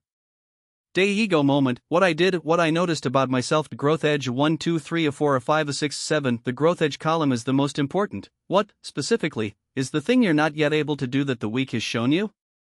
This is the target for the following week. Navigating work and social environments. One of the most common concerns people bring to level 2 is this: won't admitting I'm wrong, saying I don't know, and giving credit to others make me appear weak in competitive environments? This is a legitimate concern, and the answer requires some nuance. In environments that are explicitly zero-sum, where admitting weakness genuinely does invite exploitation, where giving credit genuinely does cost you measurable position, the practices need to be applied with intelligence rather than naively. Intellectual humility is a strategy, not a vulnerability, and like any strategy, it needs to be calibrated to the environment. What the research on intellectual humility and perceived competence consistently shows, however, is that in most real-world environments, including most professional ones, the effect runs the opposite direction from what the ego predicts. People who can say I don't know when they don't know are trusted more, not less. People who admit errors are seen as more reliable, not less, because they signal that their admissions and assertions can be trusted. People who give credit generously are often seen as more secure and more genuinely capable than people who hoard acknowledgement. The key distinction is between strategic humility and performed humility. Strategic intellectual humility, genuinely acknowledging uncertainty, genuinely crediting others, genuinely admitting error, is perceived as confident and trustworthy. Performed humility, doing these things to appear a certain way, is usually perceived as exactly what it is, a performance. The practices in level 2 are designed to build the real version. If they feel uncomfortable, that is because they are real, they are asking you to actually loosen the ego's grip rather than perform its loosening. Weekly check-in table complete at the end of each of the 3 weeks. Weekly admissions made, feedback received, credits given, I don't know moments, key insight 1, 2, 3. Admissions made counts the genuine, full admissions, not the partial ones, not the qualified ones, the real ones. 1 per week is the minimum. Feedback received notes the specific feedback and your initial reaction to it. Key insight is what you understood at the end of the week that you didn't understand at the beginning. The art of receiving feedback. Rule 2 of level 2, asking for honest feedback and actually sitting with it, deserves its own extended treatment, because the gap between asking for feedback and genuinely receiving it is enormous, and most people are unaware of how rarely they cross it. Asking for feedback while simultaneously filtering out everything uncomfortable is extraordinarily common. It often looks like genuine openness from the outside. The person says, I really want to know what you think, maintains eye contact, nods, while internally applying a rapid triage process to everything they hear. This part won't agree with, this part is unfair, this part is true but the reason is actually X, this part would be more accurate if they knew Y. The feedback is being processed but not received. It is being evaluated against the existing self-concept and only the parts that are consistent with it are being retained. Genuine reception is something else. It involves a deliberate suspension of the evaluation process for long enough that the feedback can actually land, can sit in your awareness without being immediately sorted into accurate and inaccurate based on the ego's criteria. It involves being genuinely curious about the specific experience of the person giving the feedback. What do they actually observe? What is their experience of being in relation to you in this particular context? Not whether their assessment is fair in the abstract, but what is true about their experience. A concrete practice for genuine reception: when receiving feedback during level 2, write down exactly what was said before you respond to it, evaluate it, or discuss it further. The act of writing it down forces you to hear it precisely rather than in the ego's paraphrased version. Then wait 24 hours before deciding what to do with it. In that 24-hour period, notice how the ego processes it, which parts it argues against, which parts it accepts, which parts it ignores. The ego's differential processing of the feedback is itself some of the most useful information you'll get from the practice. On saying I don't know rule 4, saying I don't know authentically at least once per day is deceptively simple and surprisingly transformative. The difficulty is not in finding occasions when you genuinely don't know something. The difficulty is in saying so, in the moment, in the presence of others, when the social pressure to project competence and certainty is active. The forms of I don't know avoidance are numerous and creative: confidently stating something that is actually uncertain, deflecting with a tangential point, changing the subject, asking a question that moves the conversation away from the knowledge gap, or providing an answer that is technically accurate but doesn't address what was asked. All of these protect the ego from the mild exposure of genuine uncertainty. All of them, from the outside, are usually visible. That I don't know practice produces a specific and interesting experience when done genuinely. Most of the time, nothing bad happens. The person you said it to responds with either a follow-up question, additional information, or their own thoughts on the matter. The conversation continues. The relationship is not damaged. The social consequence that the ego predicted, the loss of credibility, the diminished status, does not occur.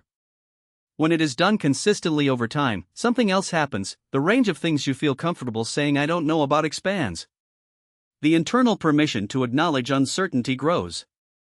And with that expansion comes an unexpected benefit: you become more willing to genuinely investigate questions you've previously avoided, because you're no longer committed to having an answer before you begin the investigation. Intellectual humility, practiced daily, compounds over time into genuine intellectual growth. Profile-specific notes for Level 2: the 6 rules of Level 2 create different challenges and different opportunities depending on your primary ego profile. For the performer, Rule 3: giving credit is where the deepest work lies. The practice requires locating the specific moments when credit could legitimately flow in multiple directions and choosing to redirect it. The internal experience to notice is the quality of feeling that arises when you give the credit. Is it genuinely easy, or is there a subtle sense of loss? That sense of loss is the performer's ego registering the shift in perceived recognition. It is useful data. For the defender, Rule 1: the genuine admission is the highest leverage practice, but it will be accompanied by a strong internal narrative about why the situation was genuinely not their fault, or why the admission is only technically appropriate. The practice is to make the admission without the accompanying explanation. Just, I was wrong about that. Full stop. Notice what the ego does with the space after the period. For the victim, Rule 6: examining self-beliefs is the most productive and the most difficult practice. The self-beliefs that victim profiles most need to examine are the beliefs about agency and possibility. I cannot significantly change my situation, people like me don't get the opportunities that would make a difference, the damage from the past is permanent. Each of these is worth testing seriously against evidence from actual adult experience rather than from the childhood or early adult experiences that may have originally generated them. For the invisible one, Rule 2: seeking feedback is genuinely challenging, because it requires deliberately creating an occasion for external assessment of one's performance. The ego pattern of the invisible one is organized around avoiding exactly this exposure. The practice is not to agree with all the feedback received, it is to stay present and engaged while it is being delivered, rather than shrinking or deflecting. Noticing what the body does during feedback, the impulse to make yourself physically smaller, to look down, to minimize, is part of what the practice is designed to illuminate. What to expect: Week 1 of Level 2 typically feels like defeat for the first day or two. The admission practice, when you actually do it, activates the ego's full threat response before the moment. Your cortisol rises, your mind generates worst-case scenarios, your body wants to find an exit. Then you do it. You say the words. And the thing the ego predicted would happen doesn't happen. The person responds, in most cases, with something that is not the catastrophic rejection the ego forecasted. They often respond with relief, or with warmth, or with their own small admission. The de-escalation is almost always faster than the ego's threat model anticipated. By week 2, the admission practice is becoming more familiar, which means the resistance is slightly reduced and the feedback practice arrives to take its place as the source of discomfort. Sitting with honest feedback without defending is its own skill, and week 2 is where most people discover they don't quite have it yet. The reflex to explain, to contextualize, to point out what the feedback is missing, this is the ego's response to incoming information about itself, and it is automatic and fast. Catching it and not acting on it, in the moment of receiving feedback, is genuine work. Week 3 is where something starts to feel different in a way that is difficult to articulate precisely. The ego is still present, it hasn't disappeared, it won't disappear, but it seems somehow lighter, less insistent. The practices that felt like external impositions in week 1 are beginning to feel like the natural shape of something that was always possible. The voice that once announced I was right is still there, but it's no longer the only voice. There is another voice, quieter, more curious, more open to what's actually in front of you, that has been growing in the space the practices have been clearing. That voice is what you're building toward. Level 3 is where you'll learn to let it become the primary one. Chapter 9, Level 3, The 30-Day Identity Deconstruction. In 2017, a venture capitalist named Ben Horowitz gave a commencement speech at Columbia Business School in which he described the moment he nearly destroyed the company he'd built, a moment when the pressure was so extreme, and his identity so fused with the outcome, that he was no longer capable of making rational decisions. He had stopped being a leader who was running a company and had become a person whose entire sense of self was riding on whether the company survived. He described it as a kind of madness, the inability to see options because every option that involved acknowledging failure felt existentially threatening. Horowitz recovered, and the company recovered, and he went on to considerable success. But the experience he described is not unusual at the level of leadership, and in less extreme forms, it is universal. When identity and outcome become fused, when who you are and what you achieve are the same thing in your mind, the result is not better performance. It is a kind of cognitive narrowing that makes clear-headed decision-making impossible. Level 3 is designed for people in exactly this situation, those whose ego has become so tightly fused with their identity, their role, their status, their reputation, their position within a professional or social hierarchy, that the idea of loosening the ego feels genuinely destabilizing. Not uncomfortable. Destabilizing. Like the question, who would I be without all of this, produces not curiosity but something closer to panic. A note before we proceed: identity work at this level can sometimes surface material that goes beyond what a book and a set of practices can helpfully support. If the exploration of who am I without my achievements produces sustained distress, deep grief, or experiences that feel overwhelming, that is important information. Please seek appropriate professional support alongside this work. The practices here are designed as a complementary resource, not a replacement for therapeutic support in cases where it is needed. Who this practice is for Level 3 is appropriate for people who have completed Levels 1 and 2 or who have equivalent established practice in self-reflection and ego work. It is particularly relevant for leaders, high achievers, and people who have built substantial portions of their life around being a particular kind of person, the expert, the successful one, the person who has it together. It is also relevant for people who have built their identity around a wound, who have a victim profile ego that is deeply invested in a narrative of suffering, and who are ready to do the more demanding work of locating genuine agency and rebuilding identity on something other than historical grievance. If you read the chapter overview and felt resistance, if the 8 practices felt like too much, or the 4 weeks felt too long, or the framing felt too extreme, that is information worth sitting with. Resistance to this level of practice is often a signal that this is exactly the level that's needed. The 8 core daily practices. Practice 1 is the foundation of Level 3 and the practice that does the most fundamental work: morning journaling on the question, who am I without my achievements, my status, my reputation? Give this 15 minutes each morning, genuinely engaging with the question rather than producing a neat philosophical answer. The ego will want to produce a comfortable answer quickly: I'm still me, I still have my values, my relationships, and then file the question as answered. Don't let it. Return to it each morning with fresh eyes. What actually remains when the accomplishments are stripped away? What are you when no one is watching and nothing is being measured? Practice 2 is a meditation specifically focused on impermanence.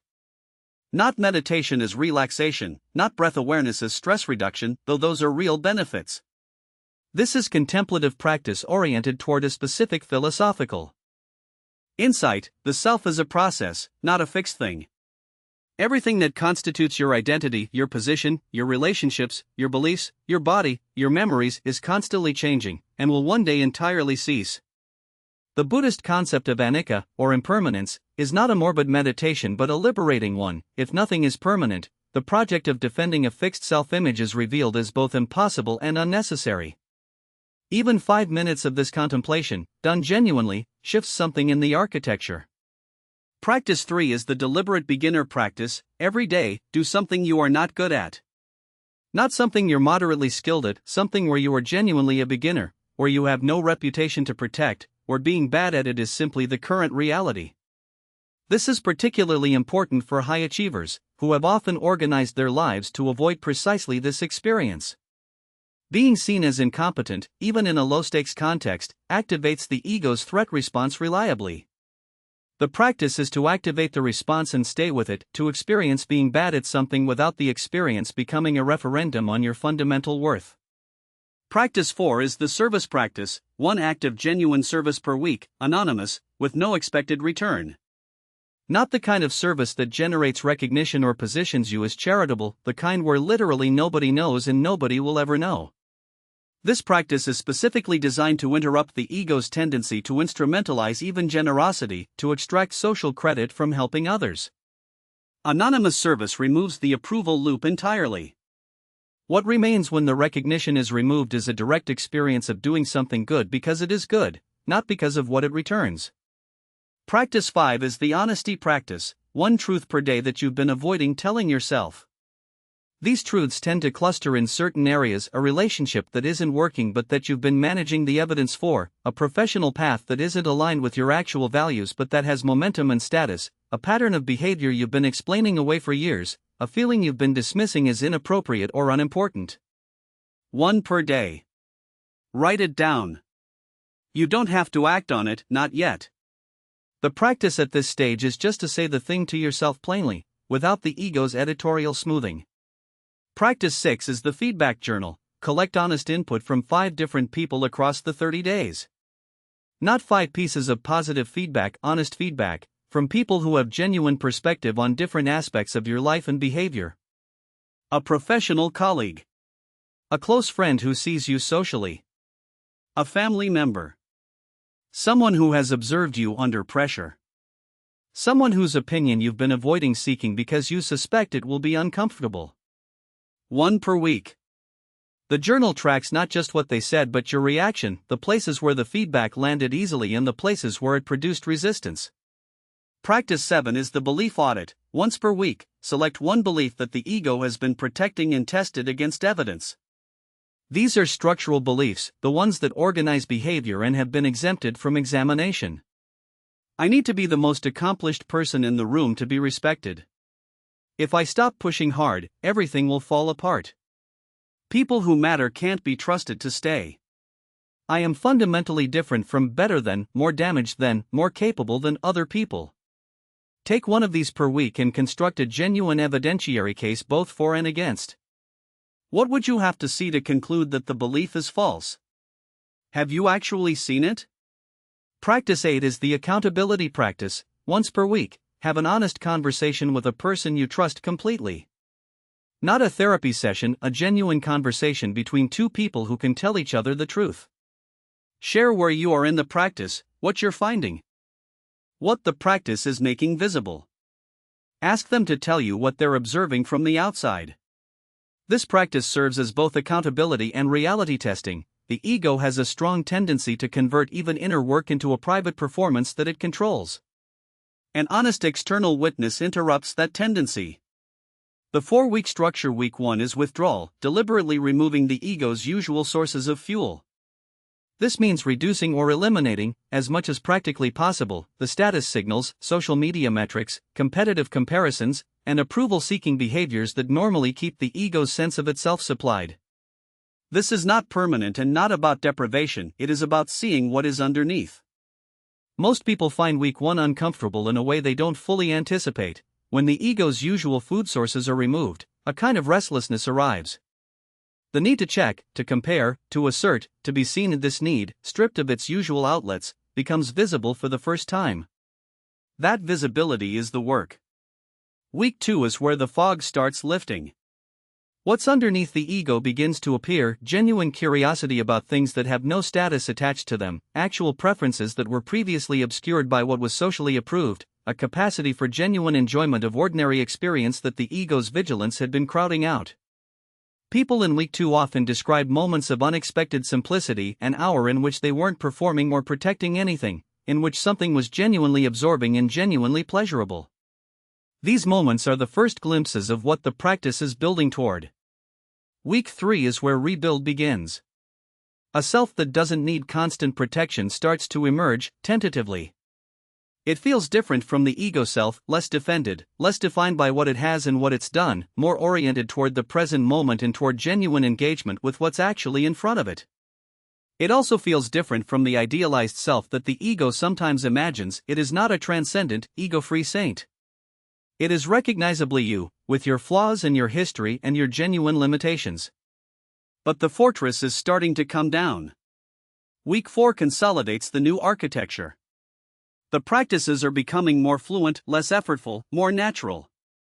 The honesty practice that required effort in week 1 now produces material more readily, because the ego's editorial control has loosened. The morning journaling produces richer and more surprising answers than it did in the first week. The accountability conversations are deeper. By the end of week 4, most people describe a paradox: they feel more themselves, not less, more genuine, more consistent, more present, at the same time as they feel less defended and less identified with the armored self-image they began with. Emergency Protocol Level 3 will surface periods of ego threat that are more intense than anything in Levels 1 or 2. Public failure, harsh criticism, a significant loss of status or position. These events, which can occur at any time regardless of your practice, are the hardest tests of the work you've been doing. When ego threat peaks, when the situation is severe and the defensive response is correspondingly intense, stop before responding and work through the following 3 questions. Is this actually true? The ego's threat response amplifies and catastrophizes.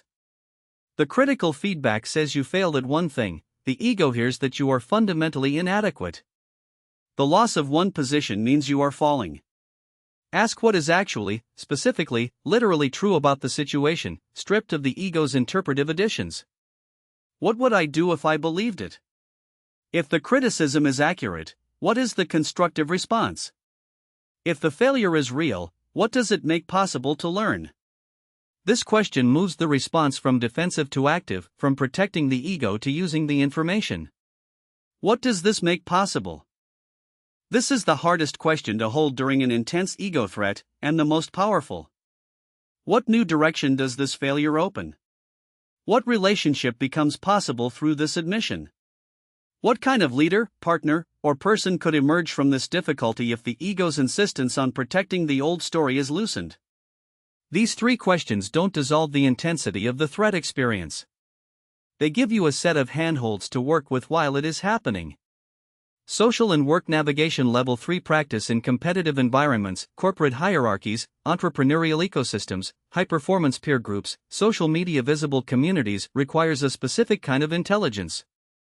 The practices are real, not performed, but they don't require announcement. You don't need to declare that you're deconstructing your ego at the company all-hands meeting. What you do need is a clear internal distinction between genuine ego reduction and strategic withdrawal.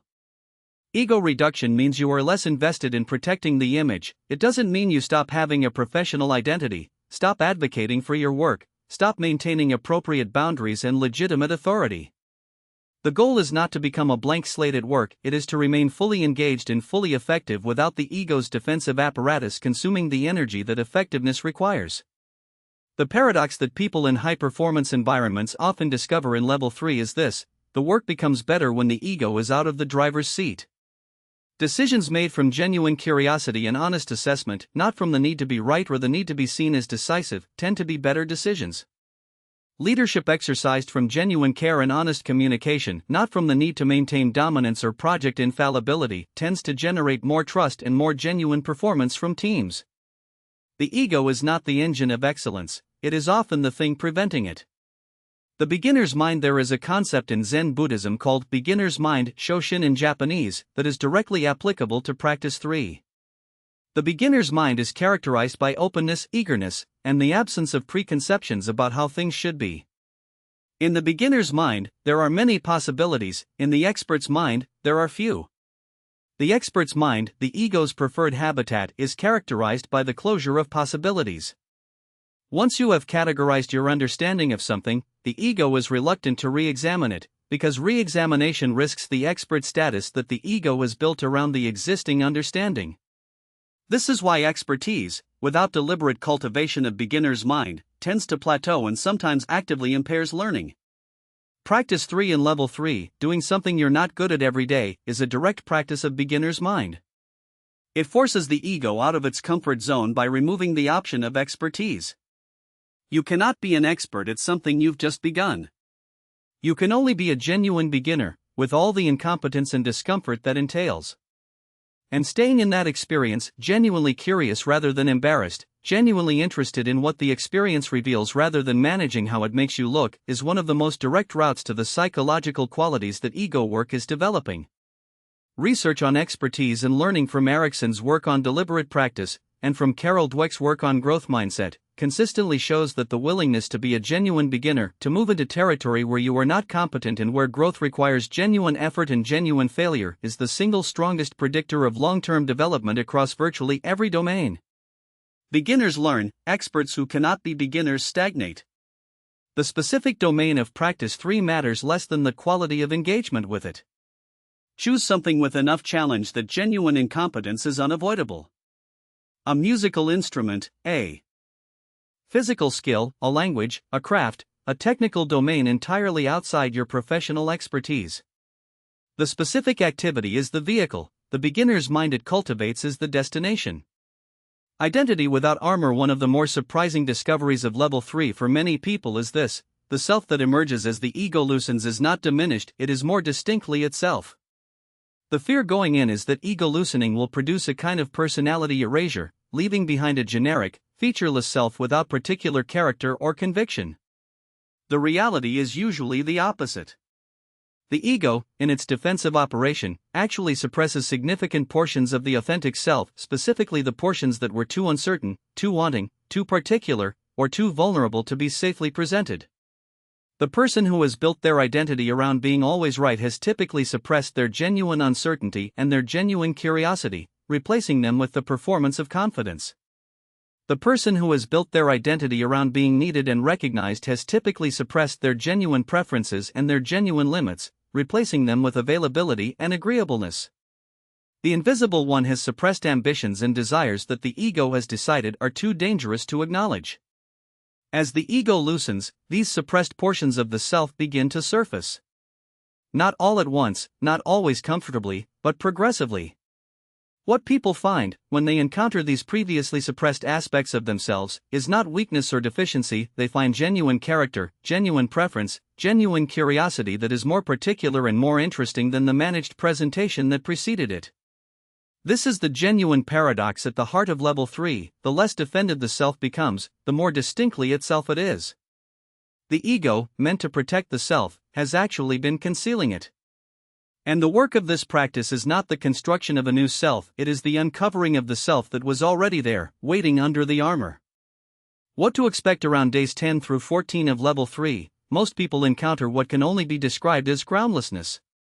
The ego has been the structure around which daily life was organized, the constant reference point for what to pursue, what to protect, what to feel about yourself moment to moment.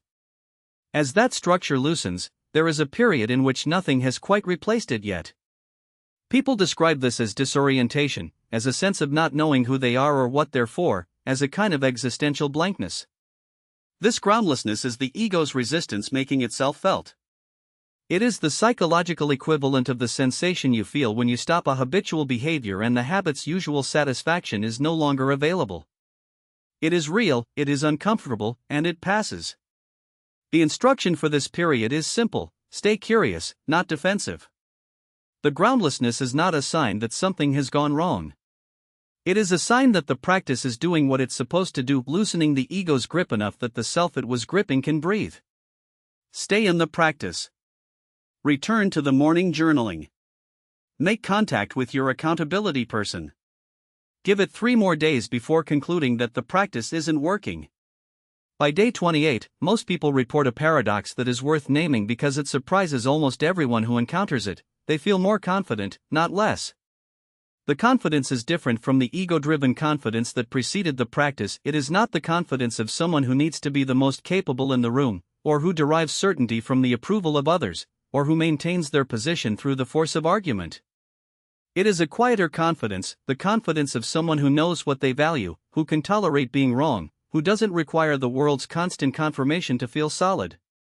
That is the architecture that Level 3 is building. Not an ego-free existence, that is neither possible nor the goal, but an existence in which the ego is a tool in service of a genuine life rather than a fortress in service of a story. Chapter 10, Sustaining the Shift. The Brazilian novelist Paulo Coelho once observed that there is only one thing that makes a dream impossible to achieve: the fear of failure. He was making a motivational point, but the observation touches something true about the nature of lasting change. The work of loosening the ego is not accomplished once and then held permanently. It requires maintenance, active, ongoing maintenance, in the same way that physical fitness requires ongoing practice.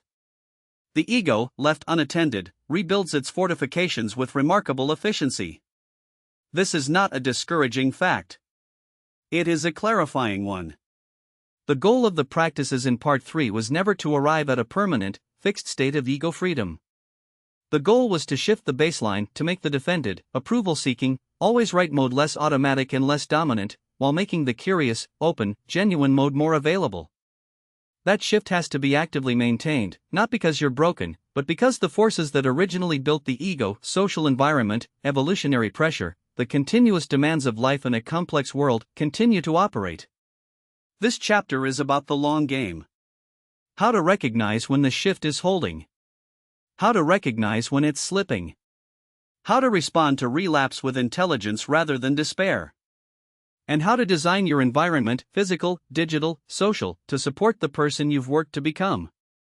The green-yellow-red zone framework. The most useful tool for sustaining the shift is a simple, honest self-assessment system, a way of identifying, in real time, where you are in relation to the work you've done. The zones below are not judgments. They are descriptive maps. The goal is to know which zone you're in, because the intervention depends entirely on that. The green zone is the functional baseline of sustained ego work. In the green zone, the ego activates. It will always activate, but it doesn't dominate. You notice it when it fires up. You have the gap, the beat of awareness between activation and response, that the practices were designed to build. When you're wrong, you can acknowledge it without the acknowledgement feeling catastrophic. External approval is pleasant but optional. You are genuinely capable of feeling solid about yourself without it. Your relationships have the quality of genuine contact. You are showing up as yourself rather than as a managed presentation of yourself. You will know you're in the green zone not by the absence of ego but by the quality of your relationship to it. The ego is an instrument you can see. You pick it up when it's useful and put it down when it isn't. You are not fused with it. The yellow zone is the early warning system, the zone in which the old patterns are returning but the shift hasn't fully collapsed.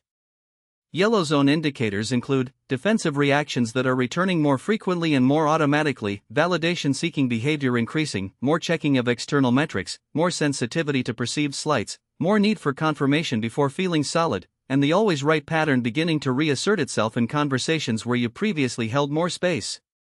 You notice the ego's response after the fact but are losing the capacity to catch it in time to choose differently. The yellow zone is not failure, it is normal. Everyone who does sustained ego work will spend time in the yellow zone, often repeatedly. The critical thing about the yellow zone is not to pathologize it but to recognize it quickly and respond. The longer you remain in yellow without intervention, the more likely you are to drift into red. The red zone is full regression. The old identity fortress has been substantially rebuilt. Ego is fully in control of most responses. Identity rigidity is back, being wrong is again genuinely threatening, feedback is again deflected rather than received, that how does this reflect on me, a filter is again running the show. Relationships are showing strain. The practices have lapsed. The interior quietness that the work produced has been replaced by the familiar noise of vigilant self-protection. Red zone is not permanent and it is not the end of the work. But it does require a more deliberate response than yellow, essentially a return to level 1, with honesty about where you are and why. The 4-stage relapse pattern. Understanding how regression happens is the most practical tool for preventing it.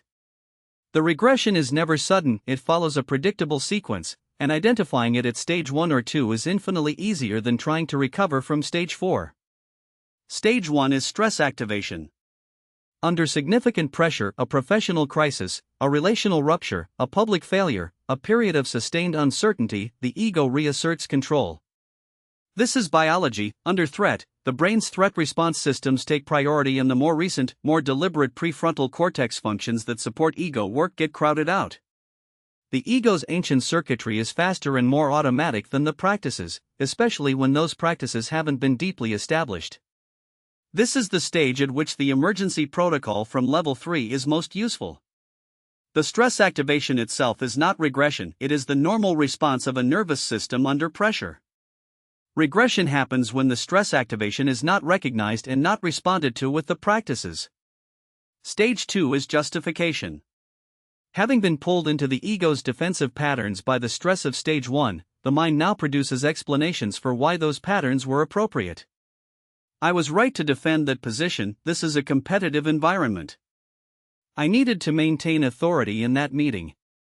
The feedback I received wasn't fair, so I didn't need to genuinely consider it. The justifications feel reasonable because they are constructed by an intelligent mind with genuine knowledge of the context. But they function as the ego rebuilding the architecture that the practices were designed to loosen. This is the most important stage to catch, because stage 2 justification is what allows a temporary stress response to become a sustained regression. If the justification takes hold, if you actually believe that the defensive behavior was appropriate, the behavior will continue without the emotional flag that would otherwise signal the need to return to practice. Stage 3 is drift. The practices get skipped, not deliberately abandoned, just gradually deprioritized. The morning journaling that was a daily anchor gets done when there's time. The honest conversations with your accountability partner become less frequent. The evening log lapses. Self-reflection drops from a daily practice to a vague intention. Life gets busy, which it will always do, and the practices, which require effort and which are no longer producing the vivid experiences of week 1, begin to feel less urgent. Drift is insidious precisely because it feels like normalcy. You're not doing anything wrong, you're just living your life. But the practices were the maintenance system for the shift you worked to achieve. Without them, the shift erodes, gradually, invisibly, in exactly the way that physical fitness erodes when exercise stops. Stage 4 is full regression, the identity fortress has been rebuilt, the old patterns are running at full automaticity, and the change feels like it happened to someone else, or like it was never fully real. This stage is characterized by a particular despair, the feeling that the work didn't actually work, that you are fundamentally the person you always were and nothing lasting has changed. This despair is itself an ego move. The ego is using the regression as evidence for its preferred conclusion, that you are fixed, that you are what you are, that the attempt to change was naive or misguided. Recognizing this, seeing the despair as part of stage 4 rather than as an accurate assessment of the situation, is the first step in responding to it effectively. The 3-3-3 monthly. Check once a month, not once a week, not once a quarter. Sit down with your journal and work through the following 9 questions. This is the maintenance protocol that keeps you in green or catches you in yellow before you drift into red. 3 wins. Where is the ego quieter than it was 3 months ago? Where are you noticeably different in your responses, in your relationships, in your internal experience? The wins don't have to be dramatic. Subtle and real is more valuable than dramatic and fragile. 3 gaps. Where is the ego still dominant? Where does it run its patterns most reliably, most automatically, most invisibly? Where are you still in the habit of being right, of seeking validation, of protecting an image? The gaps are not shameful, they are the ongoing map of the work. 3 practices. What, specifically, would keep the shift active this month? Not a general aspiration, be more humble, but a specific, trackable practice. One from each of the 3 levels is a reasonable structure.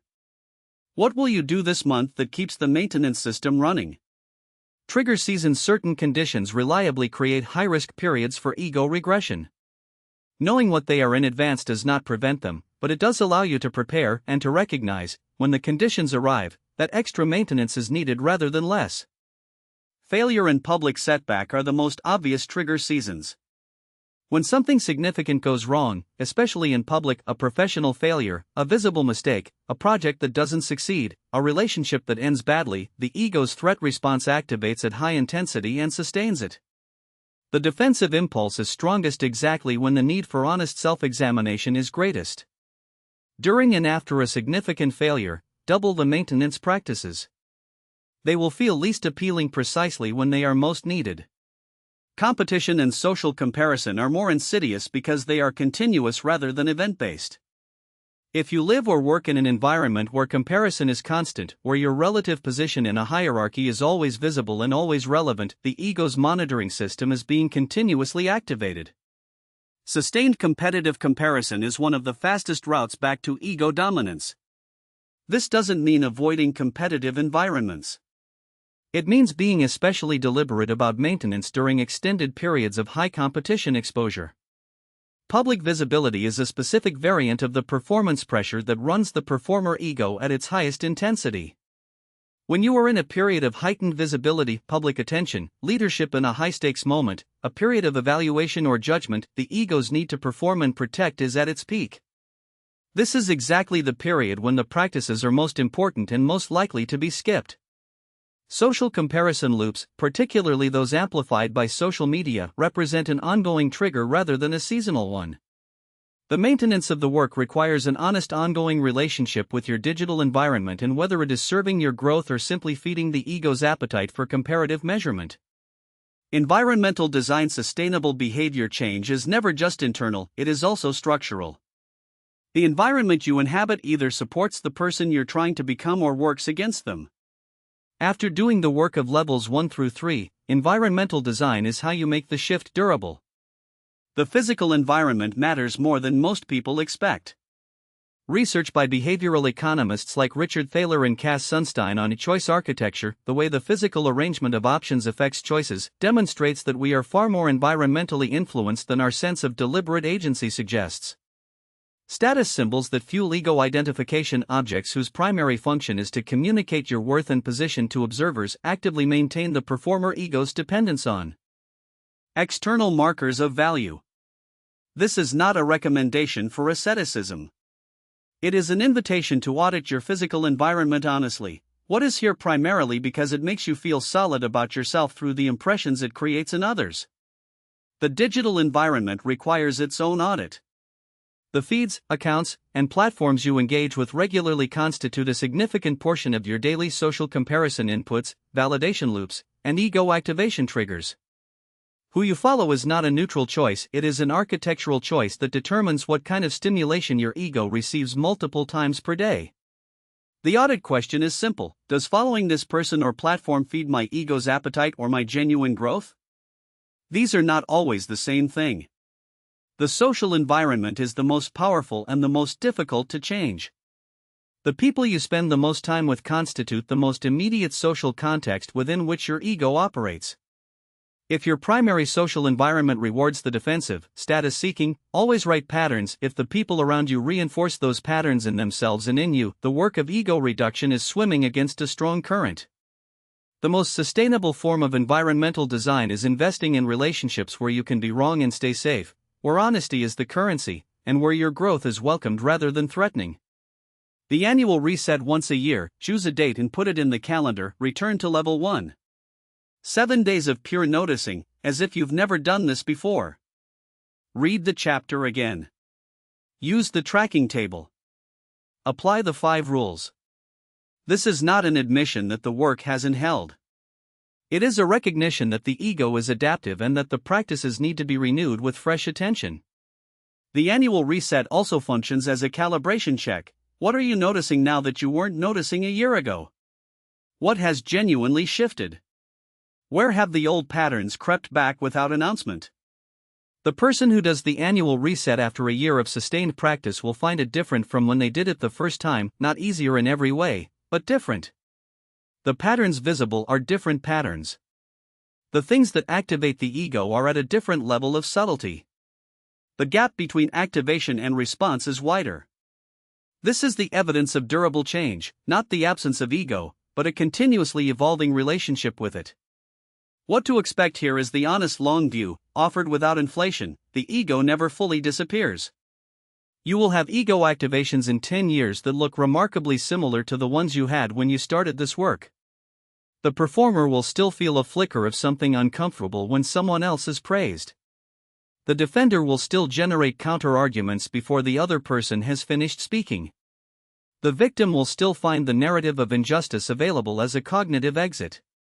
The invisible one will still feel the pull towards safety over exposure. These activations are not failures.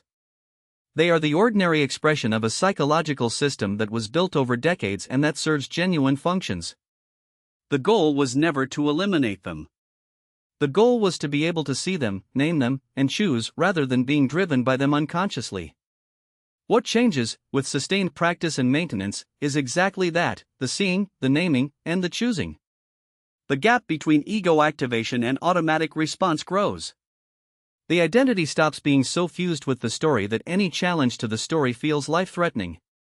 The self, the actual, deeper self that exists underneath the ego's managed presentation, becomes more accessible, more stable, and more genuinely your own. The ego, properly understood, is not the enemy.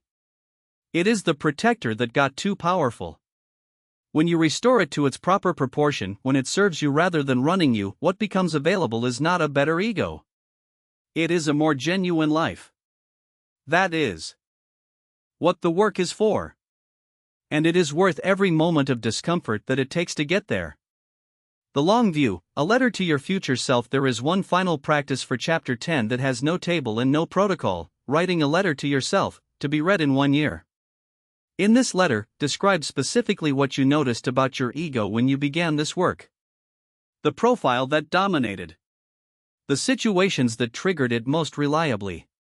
The relationships it was most affecting. The particular story it was most invested in protecting. Write this with genuine specificity, not "I was defensive sometimes," but the actual texture of how the ego showed up in your actual life. Then describe what you intend for the next year. Not what you intend to achieve or accomplish, what quality of relationship you intend to have with your own ego. What practices you'll maintain. What the 1 or 2 highest leverage behaviors are that will keep the shift active. What you're afraid might cause regression and what you intend to do about it. Seal this letter, date it, and give it to someone you trust to return to you in 1 year. Or put it in a place you'll find it, with a calendar reminder to look at it. When you read it a year from now, 2 things will be true. Some of what you feared has not come to pass. Some changes you hoped for have quietly happened without announcement. And the person reading the letter will be able to see, with the perspective that only time provides, how much of the ego's structure was less fixed than it felt, and how much the work, done imperfectly and inconsistently and with genuine commitment across a year, has actually moved. One practice, every day. If all the structure in this chapter, the zones, the relapse stages, the check-ins, the trigger seasons, the environmental design, feels overwhelming as a long-term commitment, reduce it to this: one practice, every day. Not a major practice. Not an hour of meditation or a month of deep reflection. One specific behavior, done daily, that maintains contact between you and the work. It can be the pause question from level 2. Is this actually important, or am I just protecting an image? It can be one honest line in a journal: today the ego showed up when. It can be the morning question from level 3, who am I, right now, without the armor? One practice, done consistently, maintains the gap. The gap between ego activation and automatic response. The gap in which choice lives. The gap that is everything. The ego will narrow that gap whenever it can, through stress and drift in the ordinary busyness of life. The practice widens it again. One day at a time, one moment at a time, the gap is maintained, and in that gap, the genuine self continues to operate, continues to grow, continues to become more itself. That is the whole project. That is what this work has been for. A slightly wider gap, held open deliberately, across a lifetime. Inside that gap, the freedom to choose who you want to be, rather than simply executing who the ego has decided you must be. It is not a small thing. Conclusion: the self beyond the story. Picture an ordinary moment. A kitchen, midday. Two people at a table, coffee cups, the remnants of breakfast, the slightly charged air of a conversation that hasn't quite resolved. One of them has just said something critical. You do this every time. You stop listening the moment you feel like you're being blamed. It's not the first time this has been said. It has been said before, in different configurations, across many ordinary mornings, and each previous time it arrived like an accusation to be answered. But this time, this particular morning, something is different. The person being criticized doesn't reach for the counter-argument. Doesn't begin the silent scan for the logical flaw in the observation, the unfair generalization that can be used to invalidate the whole complaint. Doesn't feel the familiar surge of heat that means the ego has taken its battle station. There is still the recognition of being criticized, the body registers it, as it always does. But then, underneath that first wave of sensation, something quieter, curiosity. What if this is true? That question, what if this is true, asked in genuine openness rather than in the rhetorical mode that precedes a rebuttal, is the entire transformation. Not as a concept. As something actually happening in a real body in a real kitchen on a real morning. The willingness to let someone else's account of you land, to let it be considered rather than immediately defended against. The freedom that allows someone to be fully in the conversation rather than in the management of the conversation. This is what the work of this book is for. Not for the abstract benefit of being a better person in some general sense. For this, an ordinary morning, and the ability to stay curious instead of closing down. What becomes available, the freedom from the ego's constant self-protection, is not a dramatic enlightenment. It does not arrive all at once and announce itself. It comes the way most real change comes, in small specific moments that are different from how they used to be, accumulated over time into something that can finally be named. You are in a meeting, and someone else has a better idea than yours. The old response was a particular kind of complicated engagement, supporting the idea outwardly while noting its limitations, offering improvements that subtly center your contribution, ensuring that your intelligence is visible even when it isn't leading. The new response is simpler, the idea is better. You say so. You build on it. The generosity of that response costs nothing and produces something real. The meeting moves faster, the person with the idea feels genuinely supported, and you feel lighter than you would have felt performing the management of a competitive situation. Or you are in a relationship, and your partner says something that is partially true and partially unfair. The old response was to find the unfair part and defend against it so vigorously that the true part never got addressed. The new response is to hear both, to acknowledge what's accurate without needing the unfair framing to be corrected first, to let the truth of the criticism land before the conversation turns toward its precision. The relationship can breathe in this space. The argument, instead of cycling through its familiar positions, actually goes somewhere. Or you are alone, at the end of a difficult day, with something you didn't do well sitting in your chest. The old response was to get away from it as quickly as possible, into distraction, into busyness, into the comfort of the story that the failure wasn't really your fault or wasn't really a failure.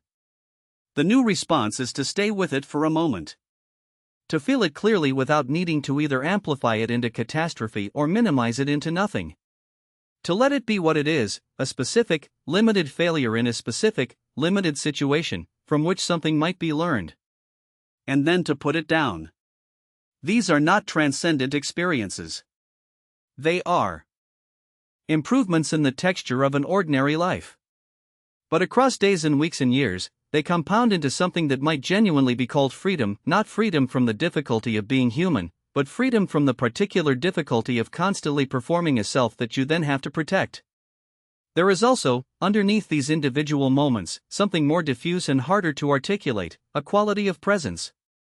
The person who is not managing their impression is available in a way that the person who is managing it simply cannot be. They are in the room. Not in their head monitoring how they're coming across, not calculating the move that protects the image, not 3 steps ahead in the defense strategy. They are here, in this conversation, with this person, in this actual moment, which is the only place anything real ever happens. This quality of presence is not something the ego can produce. The ego is by nature a backward and forward-looking structure. It lives in the narrative of who you have been and who you need to be, not in the direct experience of what is actually happening now. When the ego's grip loosens, the present moment becomes more accessible, not as a philosophical achievement but as a simple experiential reality. There is more room, more space, more of your actual attention available for what is actually in front of you. This is the beginning of the transformation that this book has been working toward. Not a better story about yourself. Not an upgraded ego. Something simpler and more radical, presence to your actual life, rather than to the story of your life that the ego has been maintaining. The paradox at the center. There is a paradox running through everything in this book, and it is worth naming directly at the close. The less you need to prove yourself, the more genuinely powerful you become. This seems wrong. The ego's intuition is that power comes from defense, from visibility, from the assertion of superiority, from winning. And in narrow, short-term contexts, this intuition is sometimes correct. The person who projects the most confidence often gets the position. The person who argues most forcefully sometimes wins the argument. The person who needs the spotlight most visibly often gets it. But there is a different kind of power, slower to build, harder to see, more durable in its effects, that works through exactly opposite mechanisms. The person who can acknowledge the limits of their knowledge is trusted with the situations where knowledge actually matters. The person who can admit error quickly is given more responsibility over time, not less, because their admissions have calibrated trust. You know that when they say something is right, it's actually right, because they've demonstrated the ability to say when it's wrong. The person who gives credit generously builds teams that perform beyond what any individual performance could achieve. The researcher Dr. Keltner, at UC Berkeley, has spent his career studying the psychology of power, and one of his most consistent findings is that people who gain and maintain genuine influence over time are not the most dominant or the most self-promoting. They are the most socially intelligent in the truest sense, the most attuned to the needs of others, the most skilled at genuine communication, the most able to make the people around them feel respected and heard. The ego's model of power, dominance through self-protection, is actually less effective at generating real influence than the model that ego loosening enables. The paradox applies at the most intimate level too. The person who is least defended in a relationship, who is most willing to be genuinely known, with their uncertainties and their failures and their genuine desires, is the person who is most loved. Not the polished performance of a self, which can be admired from a distance. The actual self, which can be loved from the inside. You are not the story. There is a passage in the Meditations of Marcus Aurelius, the private journal of a Roman emperor who was simultaneously one of the most powerful men in the world and one of the most rigorous practitioners of Stoic philosophy, in which he reminds himself, for what must have been the 100th time, that his identity is not constituted by his role, his reputation, or the opinion of the people around him. You have power over your mind, he wrote, not outside events. Realize this, and you will find strength. What Marcus was doing, across decades of private writing, was exactly the practice described in this book, the continuous, effortful loosening of the ego's grip on his sense of himself. Not because ego was his enemy, but because he understood that a life oriented around protecting a story was a life spent in a kind of captivity. The story could always be threatened. The opinion of others could always shift. The reputation could always be damaged. If you are the story, you live in continuous existential danger. If you are something other than the story, if there is a self that exists underneath and apart from the narrative the ego maintains, then the threats to the story are real but survivable. Marcus was not a saint and did not pretend to be one. The Meditations are not a record of a man who has achieved ego freedom, they are the working notes of a man who is practicing, repeatedly, imperfectly, returning to the same insights because he keeps losing them and needs to find his way back. He is, in this, exactly like every human who does this work, not arriving at a destination but maintaining a practice, returning again and again to the same essential orientation because the ego is always working in the opposite direction. That is the honest picture of what this work looks like over a life. Not a permanent transformation that, once achieved, requires no further attention.